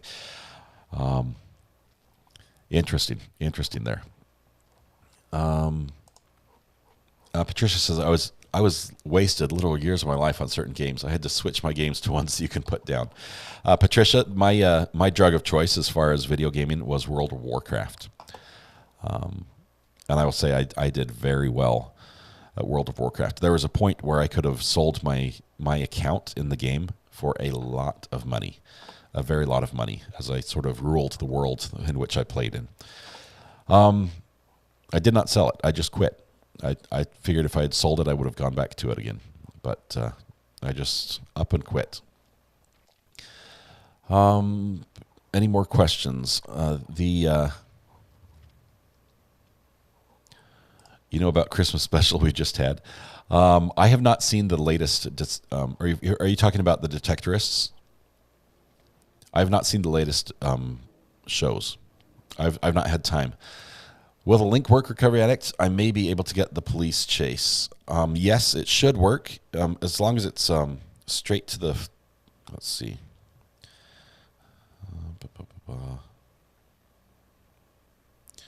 Let's see if you sent me a link here.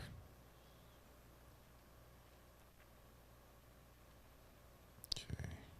I'm not. Did I read that wrong? Oh, will a link work? Debbie, try to send me a link. I'll give it a try. If I can get it on any of my systems and I just have a screen to watch it, I can bring it in as a source and show you. So if you've got a link, I'll check it out. I just want to make sure it's a good link. I prefer a sort of like a raw feed. Maybe if we have some newsmen in the helicopter, that works. But I'd rather not have like a news report of the police chase. They tend to be shorter and not get all the good parts that we want. Samantha says, I arrived when it was roughly 30 or 40 people in chat. Incredible how much the channel was involved. That was day 2, Samantha. Day 2, we had 35 people. Day 3, we had close to 400. And by day 4, the end of day 4, 13,000 people had been through the live feed. Really just remarkable. You guys are incredible. Let's see here.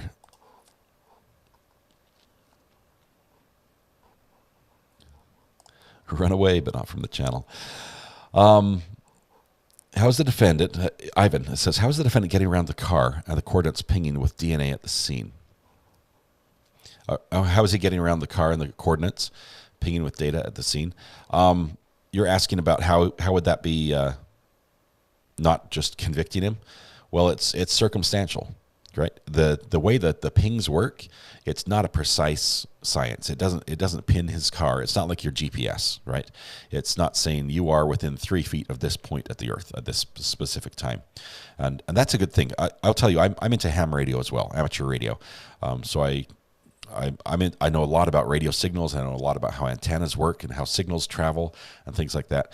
And basically, what you have is you have a system of cell towers that are designed to overlap. Okay, they overlap so that you're always sort of in range with one as you move throughout town. You might be on one continuous call, but it may be several different cell towers that sort of transfer and hand off your transmission from tower to tower as you sort of go out of range of one and into range of another. So you've got these overlapping, think of each cell tower having a circle, just an overlapping circle of coverage area. And it's not an actual circle because of how different things that interfere with line of sight, with buildings and things like that, elevations. But imagine it as a circle around each cell tower. And then these cell towers are positioned so that there's really no gaps. Okay, you want like a Venn diagram type look. You don't want a space without coverage. That's why all the telephone or the cell phone companies say we've got the most coverage. Here's our coverage map, and the whole area is colored pink or colored orange or something. They're saying we have towers that cover everything. So wherever you are in here, we'll be able to communicate. But so you've got these circles, and the towers. You're not just communicating to one tower at all times. Other towers are hearing you, okay, and saying, "Oh, I'm starting to pick up this signal from Scott's burner phone." He's starting to come into range, and the signal's getting stronger and stronger. At a certain point, the phone's going to make a decision, or the phone company's software will make a decision that the signal that's getting stronger on the second tower is getting strong enough to the point that it's stronger than the first tower, and we're going to switch and make that the primary connection, and it's done seamlessly. It happens in the background in an instant. But to make that all happen, the towers have to sort of be able to hear and listen and record and compare signal strengths. And so that's what they do. They say, hey, we've got this connection, and it's very quiet. If it's very, very quiet, we assume that it's on the outskirts of that circle. And if it's very strong, it's probably going to be closer to the middle of the circle. So these pings, these little digital connections on the network, are recorded. The cell phone company has a record of all these pings, a massive database, and they can go back in time and historically say, hey, here's where we heard this phone pinging from. And it might be pinging from multiple cell phone towers at the same time. And if it is, you can draw those circles and say, we know he's in cell phone tower range 1, and he's in 2, and he's in 3. Well, those 3 might only overlap in a very small area. And so what they're saying by these phone pings is that at this specific time, he was in an area that overlapped in the crime scene. But that might be a several 100-yard range, a circle that he could possibly be at. So yes, it puts him in the area. It means that, yes, it's possible he did it, but it doesn't prove that he was in the house at the time. So that evidence will help support and prove that that's why he was there. That's why they went through in the affidavit and linked so many things. That's why they were talking about there was no front license plate, because just having a ping saying you're in the area doesn't put him there. Okay, sometimes a radio signal can, a spurious transmission type thing can go farther than it should. Sometimes the conditions are right and it just works better. At nighttime you can pick up an AM signal a lot farther than you can in the daytime on the radio. So there are differences. It's not exact that way. So they're trying to get all the data, the cell phone pings, the images from the cameras, everything that we know. They're trying to put it together, the timestamps, and to prove and show where he was. And that will be important evidence, but it won't be enough to convict him of the crime. DNA, on the other hand, that's going to be a little harder. Okay, it's like, hey, why would this knife sheath with your DNA show up at a crime scene where a bunch of people were stabbed? There's a question that it doesn't necessarily say that he stabbed them, but it's a little harder to come up with an explanation because the jury has to look at this evidence, and it is evidence. It's a fact that's presented, and whatever his lawyer comes up with as their version of the events, she's going to build this story based on the evidence to say this is actually what happened. So you can have all the facts the prosecution has laid out, and they've got their story, their version, they'll tell you, but that's wrong. You can actually have all those same facts, and it will fit our story, which will go to his innocence. So that's what's going to happen in court, and it's going to be phenomenal to see that played out. Sorry, that got a little bit long, but hopefully I answered your question a little bit. Another Scott story. Who's keeping tabs on the stories today? It's been a big one. I think we're up to 3. CG says, did you answer the question, can phone carriers or BK's phone itself tell about when the phone was turned off or if it was put on airplane mode? Can we tell what he did and when he did it? CG, I personally believe that just from my knowledge of electronics, here's some more background. I've worked with big data, okay? Big data is basically when you take very minute data points, like logs from a computer, like just different data from everything from when you turn something on, your computer records when it was turned on and timestamps and things like that. All the data of when the internet search was done. You take all this data that by itself doesn't mean anything and you put it together and you can draw out some very detailed information. For example, working with government networks, computer networks, there were systems that we monitored very closely, and I have to be careful what I talk about here. I'll be more general. There are computer systems out there that in the corporate world that you want to be very careful about always monitoring who's connecting to. Okay, it's a secure system that you don't want just anyone to connect to. There are some people who have access to those systems. They connect remotely to it. When you connect remotely to a system, you come in with an IP address, and that IP address can be geospatially located, okay, and say, we know that you're connecting from this area. My system, even though we were only looking at data that said, this person connected from this IP address, that's all the data we got. With big data, you can look at that, and I could tell if they were speeding to work. I could tell if they'd shared their password with somebody else. I could tell a lot of different things based on the data and what we can build with other data that's available. So I believe that, to your question, that phones keep data a lot like a computer does. There's a log. There's data that's stored within the system of the phone operation itself, and within on the network side as well. That may be able to give information as to whether the phone was turned off or just simply the battery died, or whether it just lost signal because it was out of coverage. It generally appears the same, but I think there are ways they can find that out. But if not, I believe that's something that soon will become available, because that is I think the technology is there to do that. We might find out about that in this trial. We're already finding out information about historical pings and stuff that a few years ago was not common knowledge, that this information was stored, that we can go back and see everywhere your phone's been. And you wonder why when you're driving past a certain store, you suddenly get advertisements for that store. Well, guess what? Guess who sells that information? Guess who sells it to advertisers? The people who want you to buy from those stores are paying for that software or that information. Okay, I'm very squirrel today. I apologize. It's been a crazy week, just with everything from monitoring the flight and reading the affidavit and having just a ton of you in chat. We're going to have that police chase this afternoon. I saw that briefly pass. I'm not sure who said that. Okay. My cats want cookies. Be right back. Cats get cookies? Sometimes I wish I was a cat. What kind of cookies do they get? Alexis is having fried pickles for lunch. I approve. DMB says, Recovery Addict, a lot of cell phone data is now included when you're in range of a given Wi-Fi signal, which narrows it down a lot more. Yes, and DMB, if we go back, I might pull this up. Give me just 1 second. Who was...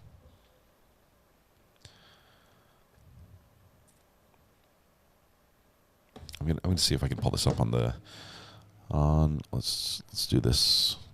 Let's do this one right here. I want to show you what happened. We're going to look at Koberger. We're doing just a little Google here. If the B button works, I can type it. Koberger.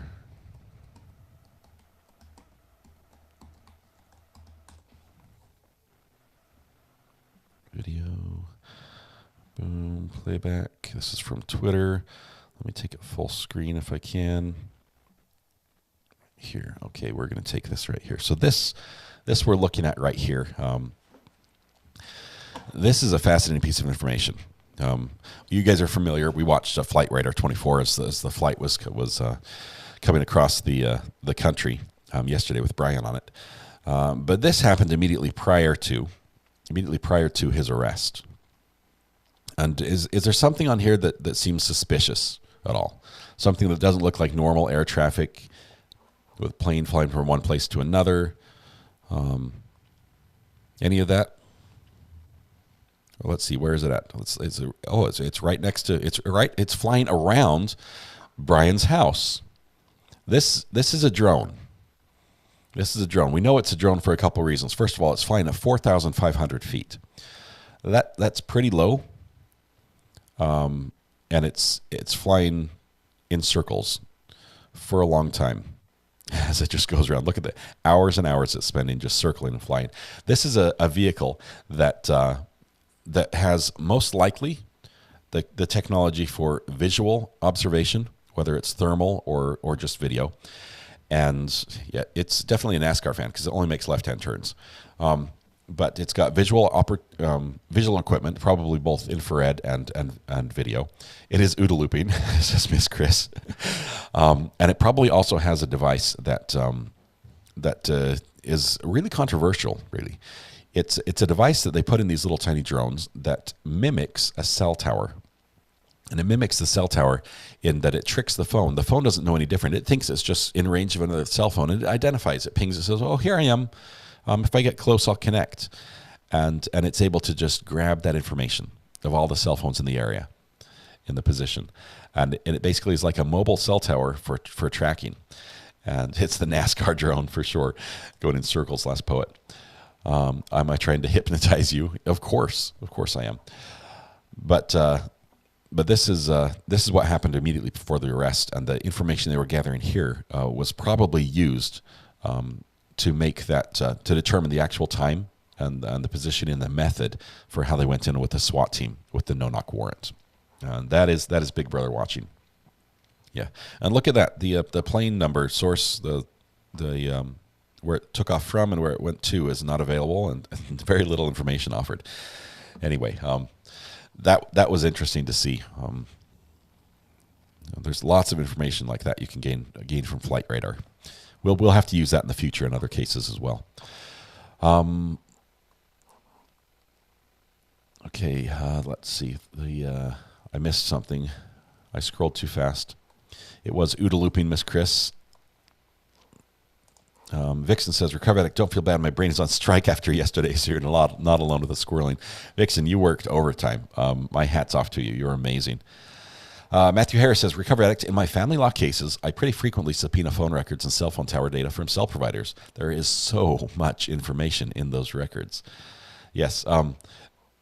Matthew, how important is a burner phone if you don't want to get caught?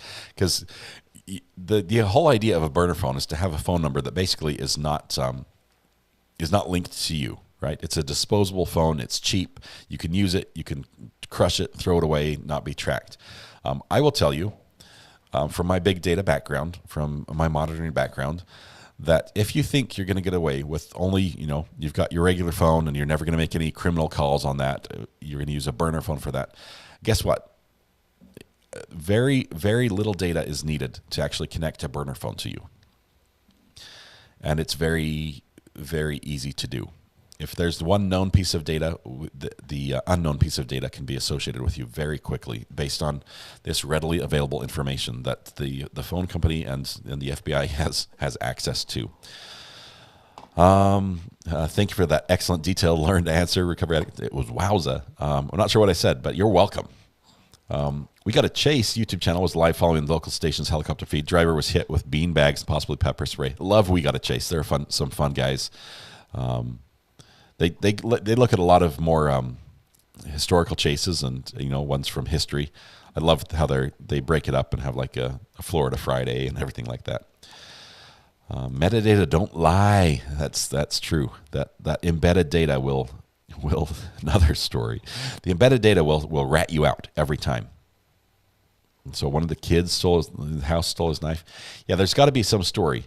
The DNA will be the clincher. I think that's going to be a difficult thing to overcome. But I think they'll have a story. I think they'll have a defense or an explanation for that. And realize it's not their job to prove his innocence, right? He is innocent until proven guilty. It's the state's job to prove that he's guilty. You have to prove that it wasn't someone else. How can you prove that he's the one that stabbed that? How can you prove just because he has bushy eyebrows and is roughly the same height? How can you prove that was him? And now maybe that evidence, when the jury hears that, because they're the judger of the facts, okay? Maybe when they hear all that evidence together and what proof they have, what hard evidence they do have as far as DNA, and what circumstantial evidence they have as far as the pings and the all that information, maybe that's enough to convince a jury. But honestly, can the jury look at that and say yes without a reasonable doubt he did it, or would they look at that and say there's still a chance it could have been somebody else? A reasonable chance. Carol says, I was defending him till yesterday. From what they have, the DNA and the phone tracking in the car convinced me. I think there's enough to convict him unless there's something overlooking. So Carol right now saying if I was a jury and this was the evidence, I'd go with the guilty side. Thanks, Debbie, for looking for that link. I'll look for it as well. I'm pretty good at finding it. KQD, I've given way too many stories today. I'm going to run out of stories at this rate. Hopefully I didn't violate anything I've agreed to with the federal government as far as revealing information, because they'll come and get me, and next thing you'll hear about is me in court. Or actually it'll be federal. You won't hear about that at all. I'll just quietly disappear off the radar. I'm going to look, Debbie. There might be some other sources I can get. I've got a few connections on that one. Don't feel like you need to drop everything and find it. I can find that video.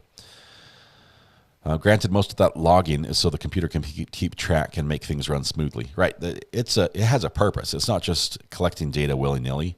Just like your phone isn't always just recording everything that happens around you. But at the same time, for those of us that use, I'll say, hey, Alexa, turn up the volume. How many of you just had your device at home just trigger and adjust the volume or something? We have devices on us that do listen, that do, for convenience reasons, to help us out, whether it's a Siri or an Alexa or something like that, they will listen and interact with us. And those systems have recordings. and they do it so they can better the system. But some of those recordings are also monitored for quality control, and if something comes up that's possibly criminal, they have steps they're supposed to take. I have a question. Our family says, I have a question about something you said yesterday, Recovery Addict. You said you kind of did science lessons for kids a while back. Could I reach out to you about that privately? You sure can. I will tell you, I'm not the best science teacher. I failed science. It was actually the first class I failed. It was in fourth grade in elementary school. I failed my science class because I was so bored with the work. Now, I will say that same year I aced the SAT. The end of year testing that we did, I was the only person that completely got 100% on the test. And I remember regarding the test, this is another story. Regarding the test, my teacher took me out to the hall and asked me, she said, I have to ask you, did you cheat on this test? And me, not knowing, all the different ways things could cheat, I had found out that I got 100%, which was weird because I was not like the smartest kid in the room as far as my grades went, but I was a very intelligent kid, and the test was easy for me. And she said, did you cheat on my test? And I replied to her, I remember I said, who would I have copied off of? If I'm the only person who got 100, who would I have cheated off of? But yeah, I did fail my fourth grade science class, and nearly failed several classes after that as well, because I was bored with the way I was being taught. It was not interesting to me, although I love science. And so I learned a lot to teach these classes, our family, but I taught just a handful of kids. I think we had 12 or so kids that would come. We'd set up a big tent in the front yard because it was hot, and we'd do just some really fun stuff. I spent a couple $1,000s on all the science gadgets and gizmos that react in ways you don't expect, that let you put scientific principles into play and really witness something happening in a way that will stick in your mind a lot better than reading something out of a book. And so a lot of it was hands-on. It was fun. It was lasers. It was loud. It was fire. It was gravity. It was things they could do to play with to make a reaction that made their eyes wide open and be like, wow, I like this. Science is cool. That's what I did. I'd be happy to talk to you. If just send me a text on the burner phone, our family. I might still have some materials. I got rid of most of it as far as the equipment when I moved across the country.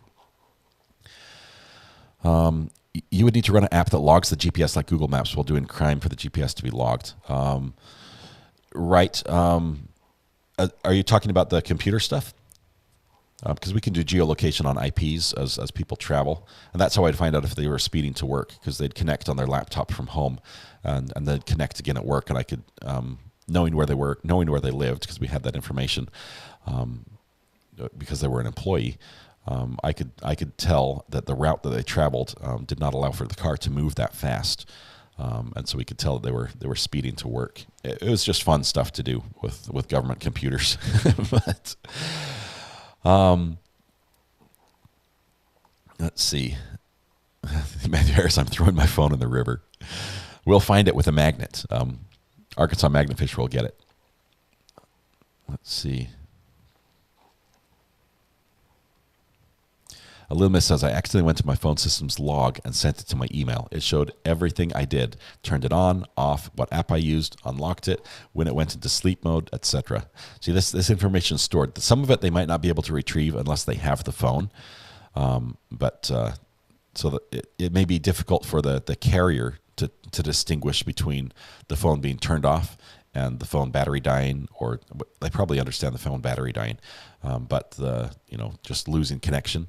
Like if you suddenly slid your phone into a Faraday cage, it might look the same to the carrier as if you had the battery disconnect, even though the phone's still on.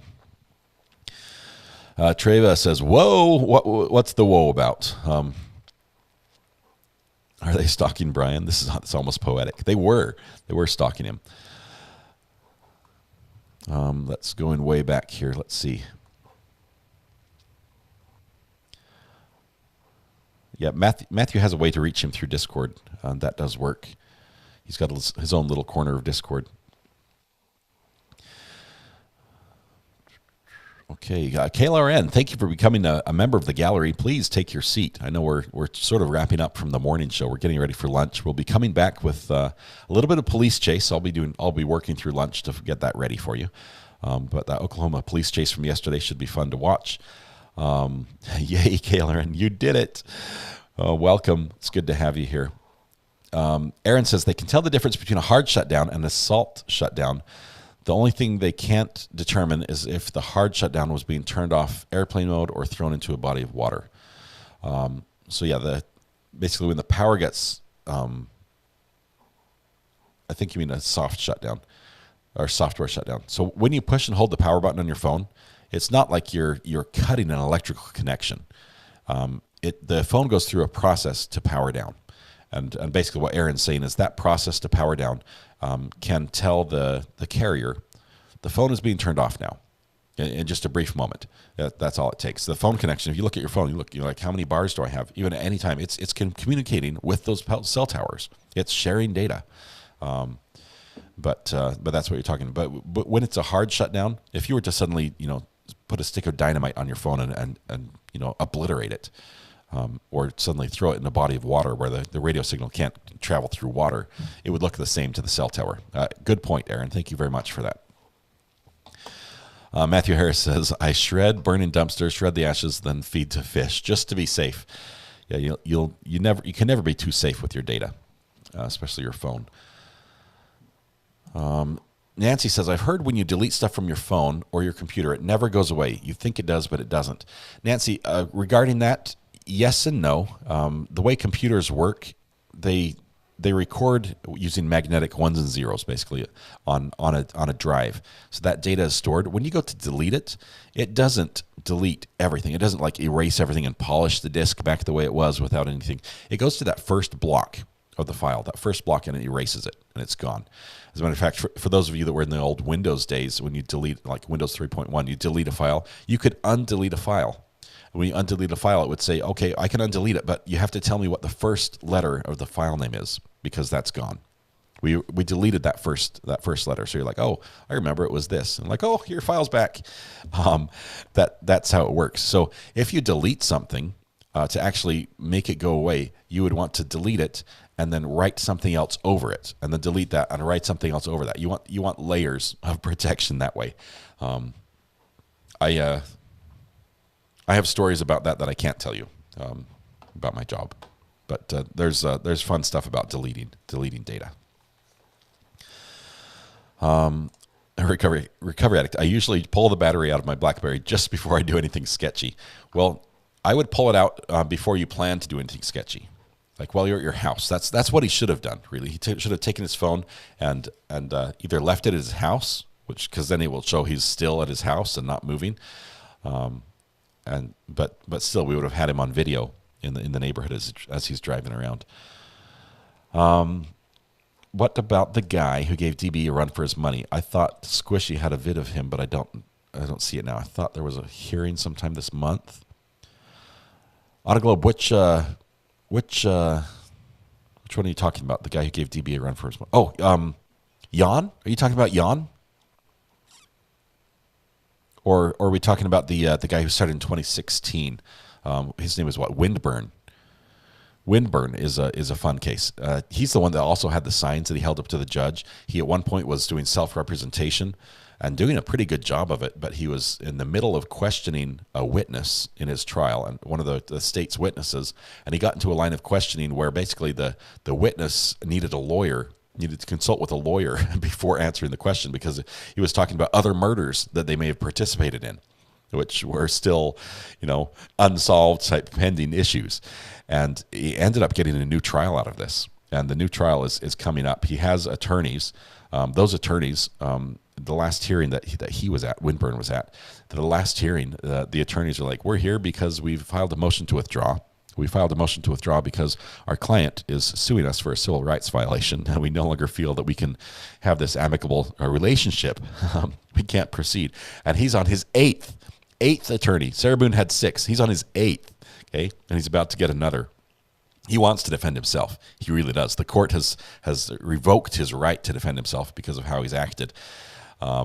Just crazy. That will be a fun case to follow. I don't know. I don't remember. I'll have to check Discord if Winburn has a hearing this month or not.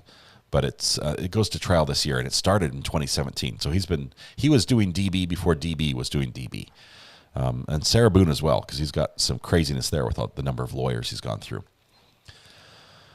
Computers still retain the information until those sections of the drive are newly written on. That's correct. They have to be overwritten. Based on the functionality of my cell phone, we don't have many cell towers in Iowa. Yeah, that limits it. It makes it hard to pinpoint. The more towers, the more precise the pinpoint. Just the same as your GPS. If you pull out a GPS, one of the old handheld ones, not before it was a phone, when it was a standalone device, you turn it on, it would connect. It would be like connecting to satellites. It's got one connection. It's got two connections. It's got three connections. At three connections, it would usually say, okay, now I know the general area. And then as it got 4, 5, and 6, it would really get specific on where you were.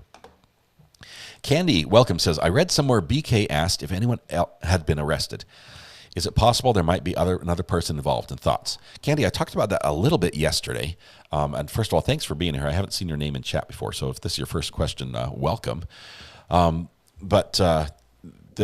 what I think. What I've heard, this was in the rumor speculation area, that when he was arrested, he said, was anyone else arrested, or something to that effect? Basically, am I the only person you got, type of thing.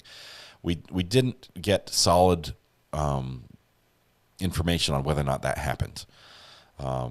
And so I believe what I heard was someone had followed up with his lawyer, his public defender there in Pennsylvania, and had asked and said, what about this? Did he say this at the time of the arrest? And his lawyer, I believe, clarified and said, he doesn't recall saying that, or something to that effect. So it may just be pure speculation. It's possible. As far as my speculation, or wondering about if someone else was involved, I've got to think in his survey that he did when he was at DeSales University, and that crazy survey, I think he established a connection. My kids are playing with like walkie-talkies in the background. They're crazy. I think during that survey, he sort of made connections with people that I would not be surprised if he bounced ideas off of in the form of a questionnaire. So directly involved, I would say no. I think he acted alone. But distantly involved, maybe even unknowingly, as in the form of question and answer type thing, it may be possible that he was planning this type of event for quite a while. And used that opportunity, those additional follow-up questions, to help him build his ideas of what he was going to do sometime in the future. So as far as that goes, that's as far as I think other people involvement goes. I don't think his family's involved. I think his dad was completely caught off guard. I think his family has suspicions, but is waiting for the court to play out. I don't think they were involved directly. Jim Bob says, after recovering a used hard drive, I need to run a program to jumble up the data so that none of the user's data is recoverable. Yep. It gets me every time I go to you go to a thrift shop in the electronics section, and there's like piles of hard drives. And you're like, you guys, just because you pulled the hard drive out of the system does not fix it, does not make it better. All I have to do is plug it in, and I can go through and scroll through search histories and website access information and save passwords and things. There's so much available out there, documents, personal documents, that you think because I threw the computer away and I took it apart, nobody can access it. It's actually very easy to access. Dilly Pickles, welcome to the gallery. I missed that coming in. Thank you so much for being a supporter. Your support means everything, and I love your name. Pauline says, my husband was not using his, and a woman's voice came over the phone. Okay, so there was a time. Oh, this is going way back. There was a court case or an event. I forget the news hearing, but basically there was something that came out years and years ago, back when phones had cords. Okay, and you had to actually lift up the handset off the receiver, and there was a little button that would lift up and make a connection. There was a time way back then when it was revealed that connection. It doesn't necessarily have to be that they can get information from the end telephone without it really being turned on. That it can be used to gather information without them really making a connection or dialing a number. So that's scary. But yeah, it might be a mistake. I mean, I will tell you, there's, especially on some of the cheaper carriers, I'm not sure if it has to do with how wide of a signal the bandwidth is. They allot to each phone when it connects, but there's some overlap, and there's times when even on a cell phone, in the ages of cell phones, that you hear conversations you shouldn't be, that they're sort of like merged for some reason. They sort of, the lines blurred in all the radio traffic that's happening above us at all times, and for some reason you're getting a connection you shouldn't have.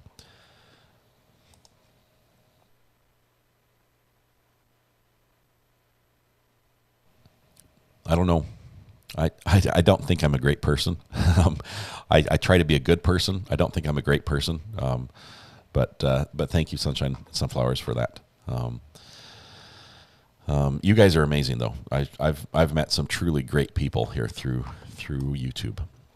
Note to self: get a burner. I highly recommend it, though. Don't think that getting a burner phone means that that you won't get caught. I'll tell you that my computer has records of being a burner phone because it's connected to my burner phone. My phone has records of it. It's just one more way I can get caught. It's not a way to not get caught. I miss the C prompt days. Had much better control of my machine. The command prompt is still available for those of you that do Unix, Linux, and Solaris, that type of thing. Not nearly as common. It's a dying art. But all the sysadmins out there, they're like, we still have it. We still have our command. Magnetic fisherman. Sleuth research one of the last high-profile case from Moscow, Idaho, the Capcone case. Bridge over troubled waters, river. If BK studied BTK, I'm positive he studied Cap. Interesting ideas. I would love to see a magnet fisher pull up the K-bar knife. I think that would be, hopefully, if they do, they leave it hanging from the magnet and do not make contact with it at all. I mean, if you're a magnet fisher and you're up there in Idaho in that area and you recover any knife, okay, any fixed blade knife, call the cops while it's on the rope before you get it up. Just don't touch it. If there is any evidence, which there may be, I mean, it might get rid of it being in the water for a while. But if there is any evidence, you'd want to have that preserved if at all possible. Okay. Angie says, heading out for early lunch. What time is this afternoon going live? Well, let me get lunch. Let me see if I can dig up this police chase. I've promised I'll do it, but now I'm hesitant, as a few of you have not been able to find the link. I will search for it and see if I can get that chase from yesterday. You should send your idea about Weather Watch to Recovery Addict's burner phone. Who was what was that guy's idea, Debbie? I missed it. It'll show up in chat again. I want to see just one female pro se criminal defendant. I see them in tax and traffic court, but I can't think of any who want to run a criminal case. We have in this case with Brian, we have another female attorney. His attorney is female, Ann Taylor, and a phenomenal attorney at that, with actually some pretty impressive notches under her belt as far as wins in cases that appeared to be slam dunks against her client. So that will be amazing to see. We've got another female judge in this trial as well up there in Canada with Judge Marshall. So that will be fun to watch as well. The control and the way women just behave in the courtroom is interesting, and sometimes they're bad examples. Looking at Amber Heard, specifically, but looking at Judge Dorow and things like that, it's like there are some amazing women doing amazing work in the legal field, and some of them are here in chat as well. Some of you as either paralegals or as attorneys as well. But it's neat to see a different perspective. But as far as a pro se defendant, can somebody Google who any women pro se defendants in a criminal court? I can't think of any either off the top of my head. Samantha says, Abby UK, how nuts was last night? When I last checked, he had over 12,000 views. Mind blowing. Last night was crazy. Let me just see. I haven't looked. we had almost over 16,000 views. It looks like on yesterday's video. It was quite a few people. I think about 4,000 of that was after it went live. So many cases it's hard to remember. If anyone will remember, Toxic will. She's got that history there. Okay. Winburn is the one I'm thinking of. Yes, he's the one that gives DB a run for his money and also has the Sarah Boone burning through lawyers syndrome.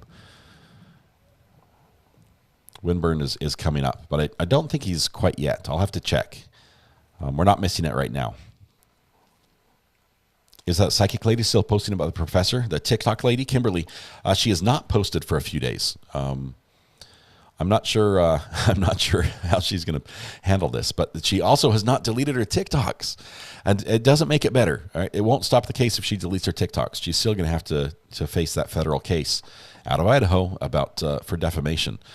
But at least stop making it worse with each view, with each time her video gets shared. It sort of makes the situation worse. And if there are damages, that damage number is growing. So, man, I don't know what she's thinking there. But an American girl, North American girl, popping back in, definitely addicted. Welcome. Good to have you here. We're going to do another live stream this afternoon with Judge Dorow as she has the eye drop case. We're doing a little bit of pre-jury selection work today and maybe some pre-trial arguments. Molly Roll, has his computer been searched? If they searched it, it probably would have been his apartment, but then he left his apartment. So maybe he took it home. It would be after one of the searches of the residence. I don't think they searched his apartment until after he had left college for the winter break to come home for the Christmas break. If he was keeping that same apartment, there's a chance that he left a lot of equipment there he was going to come back to. If he was getting a new apartment with a new semester, he probably packed up everything and moved out. There wouldn't be a lot of personal items for them to go through there. Last quote, I've been up and on all night morning, going to have my lunch, siesta. Come on, dear Katrina, let's snuggle. I'll see everybody later. Snuggle invitation. Wow. That's usually saved for the After Dark show, but last poet went there. I found it interesting he drove by the house twice the following morning, 9 a.m.-ish. Probably wondered why it wasn't yet on the news yet, since roommates didn't report it till noon. Yeah, so either he was... That piece of evidence, coupled with, and I credit one of the subscribers for this, not myself. I didn't come up with this, but that piece of evidence, coupled with the idea that he left the scene at a high rate of speed, makes you think that he thought he was going to be chased, or that he thought that they were like onto him, or somebody could have called. The police might be notified. He needs to leave the area quickly, and it probably, when he drove by in the morning and saw it, looked just like it did when he left. He's like, what is happening? Why is nobody called? Where are the police? That's weird. He might have also, there's the possibility that as he drove away, he had a oh crap moment as he gets in the car and starts driving, and he's like, where's the sheath? Oh crap. But at that point he's like, I've left, I can't go back. They might, she saw me type thing. She called 911. There are lots of things that might have been playing out in his mind. And then in the morning he's like, I'm gonna check and see, do I go back in? Do I not? And he didn't. Always wipe the hard drive properly. Delete and overwrite many times to fully get rid of your data. Yeah, that will protect it. I'm sorry, my chat just updated. I've got a lot of questions here. I'm skipping by pages of them, but P. Cooper tagged me on that one, so I'll read that one. If you leave DNA at a scene, it doesn't matter about burner phone. Yeah, that's some hard evidence to get rid of. It's hard to say that wasn't mine or that's not my DNA when nobody else really, technically, statistically, nobody else could have that DNA. 99.9998% of people. Recovery addicts. Oh, yes, lots of amazing women, lawyers, and judges, but where are my egocentric pro se ladies? That's what we're looking for. We're going to do Google searches and see if we can find that. Danilo, will cameras be allowed? Great question, and we're not sure really. Here's what we have. We have 3 days ago, Judge up there in Idaho in Moscow released sort of like a media guide document to the press, saying this is how the courtroom is going to handle news media. This is how you have to behave. This is how many cameras we're going to allow in, how many still photographers. This is how you guys have to work together with the pool feed and sharing the data or sharing the video, and you guys have to sort that on your own. That's normal for the court to say, we're not going to get in the middle. Everybody who wants the data or who wants that courtroom feed, you guys all have to agree. And if there's a fight, nobody gets it. That's normal for how courts pretty much across the country that allow cameras in handle that situation. But so they go through all that. They say, we don't want any video of the defendants, we don't want any video of the victims' families. We don't want any video of the defendants' families. Neither one of those without their permission. So you can't like pan to the courtroom and see, and here's mom and dad in the courtroom. We won't be seeing that according to Idaho rules. I was missing my water, but I've got some here. Missing the mug, but we'll Deer Park, if you want to sponsor us, I drink a lot of your water.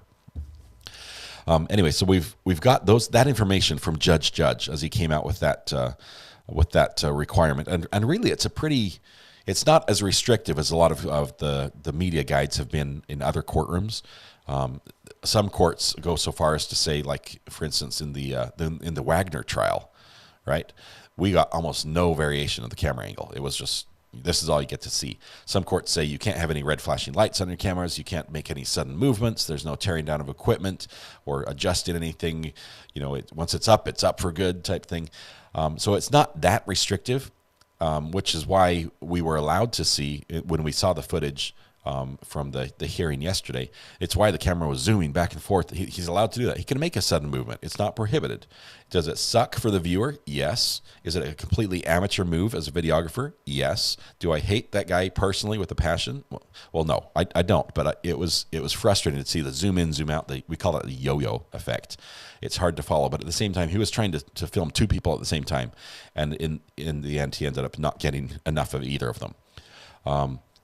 What should happen with two cameras is really, because they're working together, you've got to say, hey, I'll cover the defendant, you cover the judge type thing. Let's tag team this, and then we'll have, since we have to share video afterwards anyway, let's work together and have a better product.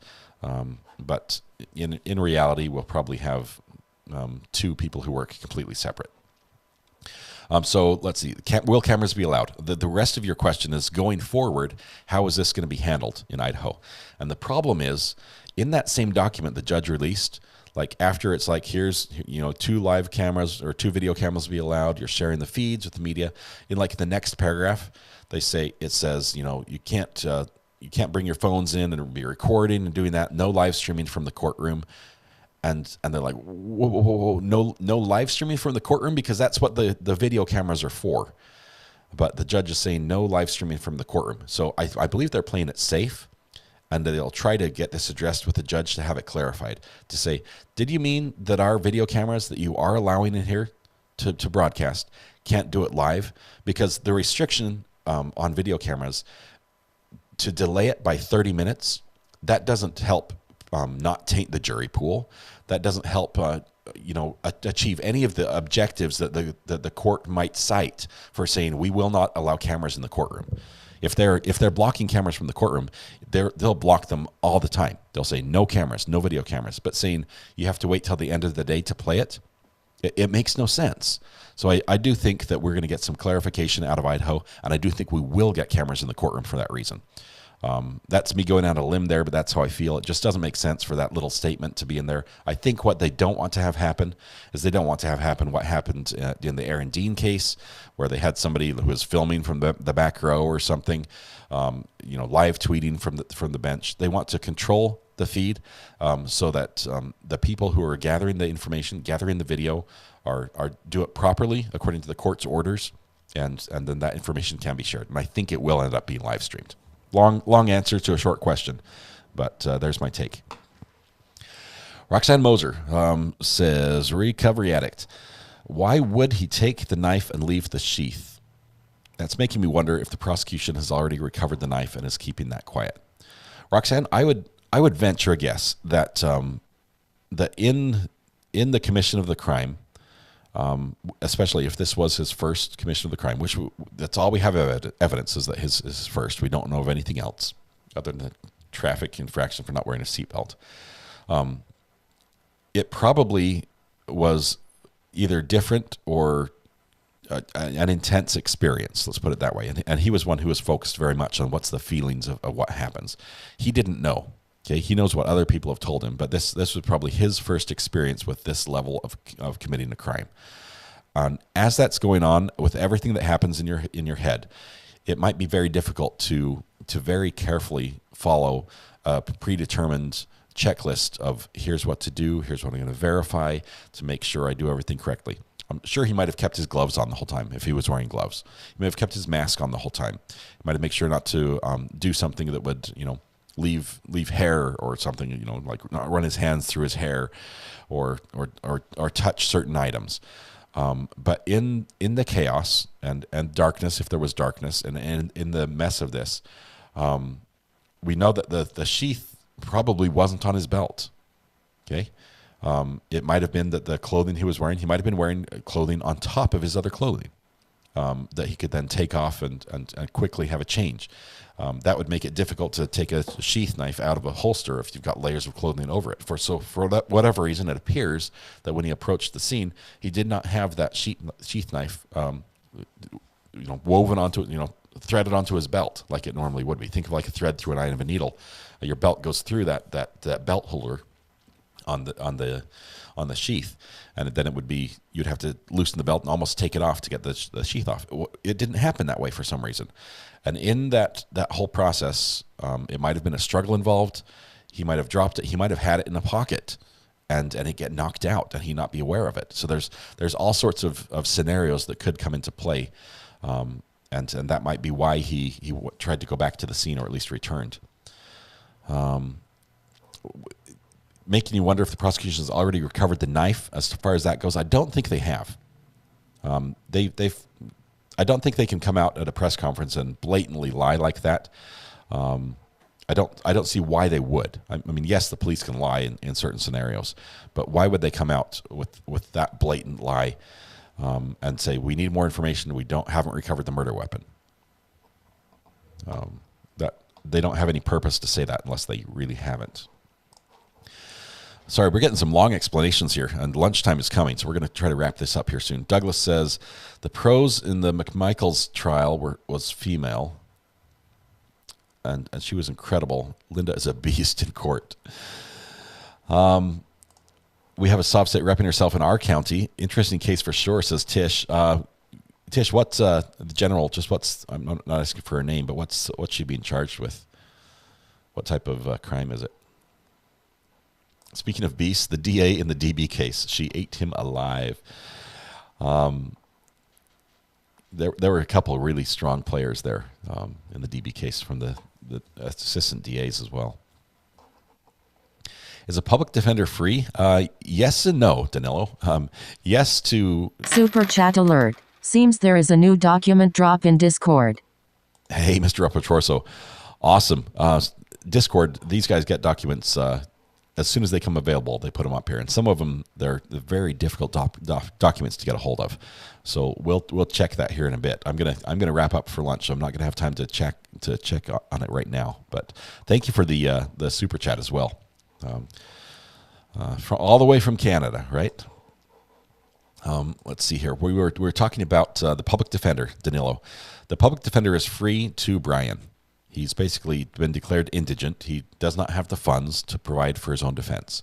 And so, as is his right, as we hear in the Miranda rights, if you cannot afford an attorney, one will be provided for you.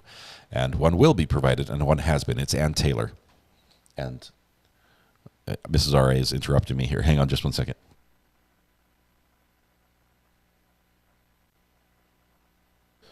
She said my house is about to blow up. I'm not kidding.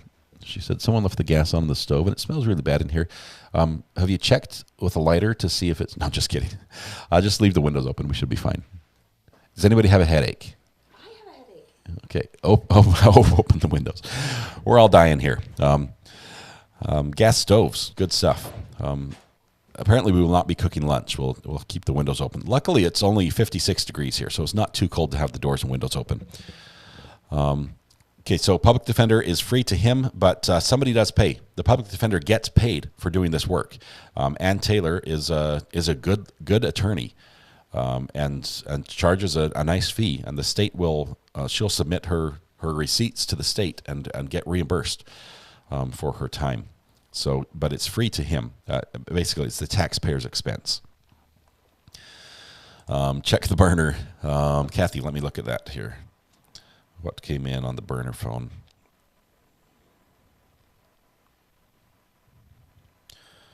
Okay, not sure if this is one we're looking for. Okay, you've got the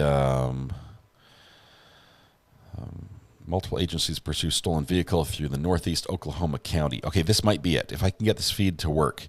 This was News 9, and I couldn't get it to play before, but it's playing now. So that will work, Kathy. Thank you very much for that link. That we'll use that when we come back after lunch to watch that police chase. I remember them seizing his computer. I think it was in Washington. That's a good sign. I'd love to hear information about especially search history on that. Were any of the psychics on YouTube even close to their predictions on the Idaho case? I think all of them believed somebody did it, and someone did. I think that might be where the similarities stop. He took a computer tower from his apartment, 420 user. Thank you for that. Yeah, that's definitely going to have some great evidence in there, I think. Susie Wild, thank you for being a subscriber, admitting to being an addict. Welcome to the group. Once you join, you can never leave. We welcome you in with open arms, and we just wrap them around you and don't let go. So hope you like it here, because you're here to stay. Thanks for being here. We appreciate it. Winburn is in the Discord. Yes, if that's Winburn is the case that the guy is a lot like Sarah Boone and DB. He's held signs up in court. We covered that a little bit with that, and actually Old Squishy Gardner on YouTube. Actually, when I only got part of that trial, and it cut off right at the good part, Old Squishy Gardner got the entire thing. And he put that up and did just a great job with that video. If you want to see just a crazy guy that you hate to watch, but you will anyway, it's him. But at the same time, he comes across as a lot smarter than Darrell Brooks. Where Darrell Brooks seems to have been like reading the internet, on the back pages of Reddit or something, somewhere deep in 4chan, where some of the information he's getting, it was bizarre and it was crazy. We don't get as much of that from Winburn. He is much more educated. He was, I think, much better suited to operate in his own defense, which I sort of wonder if that was wrong of the judge to shut him down and not be able to represent himself. I'll have to look into that in details. I'm not sure, but a few more questions, and then we'll schedule lunch. I promise I'll let you guys go. P. Cooper says, maybe he thought if his DNA wasn't in the system, he could get away with it, but they found family DNA. They got him. Yeah, and we heard, I think CNN was reporting that they use a public DNA system, like an ancestry registry or a 23andMe type thing. In the affidavit, it didn't mention that. It doesn't mean they didn't, but in the affidavit, it says they just got DNA from the garbage from his family home, from his dad, to create that link. But there may be more stuff. They don't have to put all their information in that affidavit, just enough to get the probable cause warrant. And after they wrote the warrant, they were still collecting data. They were still going through things. And so there could be more things they figured out before. Izzy Watts says, I just joined back. So happy to see you're still live. We've got a few more minutes. We're going to wrap up here because it is the noon hour where I'm at. Might want to check that, Recovery Addict. Are you talking about the gas in the house? I will. We'll fix that. I can tell you right now, it's freezing cold in here because all our doors and windows are open. The stove's off now, and it's not leaking gas anymore. This show is a gas. 6 volt. Too soon, man. I need a canary. That's why I have children. No, the kids probably alerted us to it. Just figured out why Recovery Addict has been so chatty today. It's the propane. Go deal with the gas situation. You won't have a stream if you blow up. We are good right now. I'll tell you, they've been airing it out for a while. I made it sound worse than it was. But thank you for your concern. Tish is like, Get him. No, we're all right. We've got some good air blowing through. There's a little bit of current. It's nice and chilly. I'm almost shivering. It's pretty much cleared out. That TikToker that blamed the professor, she's pretty much gone away from TikTok. She hasn't posted anything new. Her name, if you want to search her up, and add to the damages against her by being one more person who was influenced by her TikToks. Her name is Ashley is in the Book of Life. Is her TikTok username. Okay, almost done. There's a lawsuit for sure. Don't light a match. I was joking about that. We would not. We're careful that way. See you after lunch. Thank you. I think that means if you guys start saying see you, that's time for me to play the music and wrap up here. So we'll get that going here. I apologize if I did miss your question. I know there's a lot of chat here that I missed. You guys have some insightful questions. I do want to answer them. Please come back after lunch. Hit the subscribe button, ring the bell. We'll be back. We'll talk about Judge Dorrow. We'll join her in the courtroom. We're also going to have a police chase out of Oklahoma that happened just yesterday that has everything in it, apparently. It's everything we want. So we'll do that. Maybe not a fur missile, but everything else. What time will we be back? Give me an hour. Is that all right? Give me about an hour. We'll be back then. That's enough time for me to make sure the gas problem is all fixed. And yes, it is. The scent in natural gas is not natural. That's true. They have to add it. Otherwise, we would be a goner. Please do what Matthew Harris says here. If you need more legal content in the break, during lunch, if you just can't take a break, please click over on his channel right there. He's got some good videos. One dropped just yesterday. I need to watch that myself. Thank you, Matthew, both for being a supporter and for being just a scholar and a gentleman. Weather Watch as well. You've done a great job with the internet today. Keep it up. Maybe win it again when we come back, Weather Watch, because you're doing great there. Kids are good for something. Send them in first. I'll see you after pickles for sure. Thank you, everybody.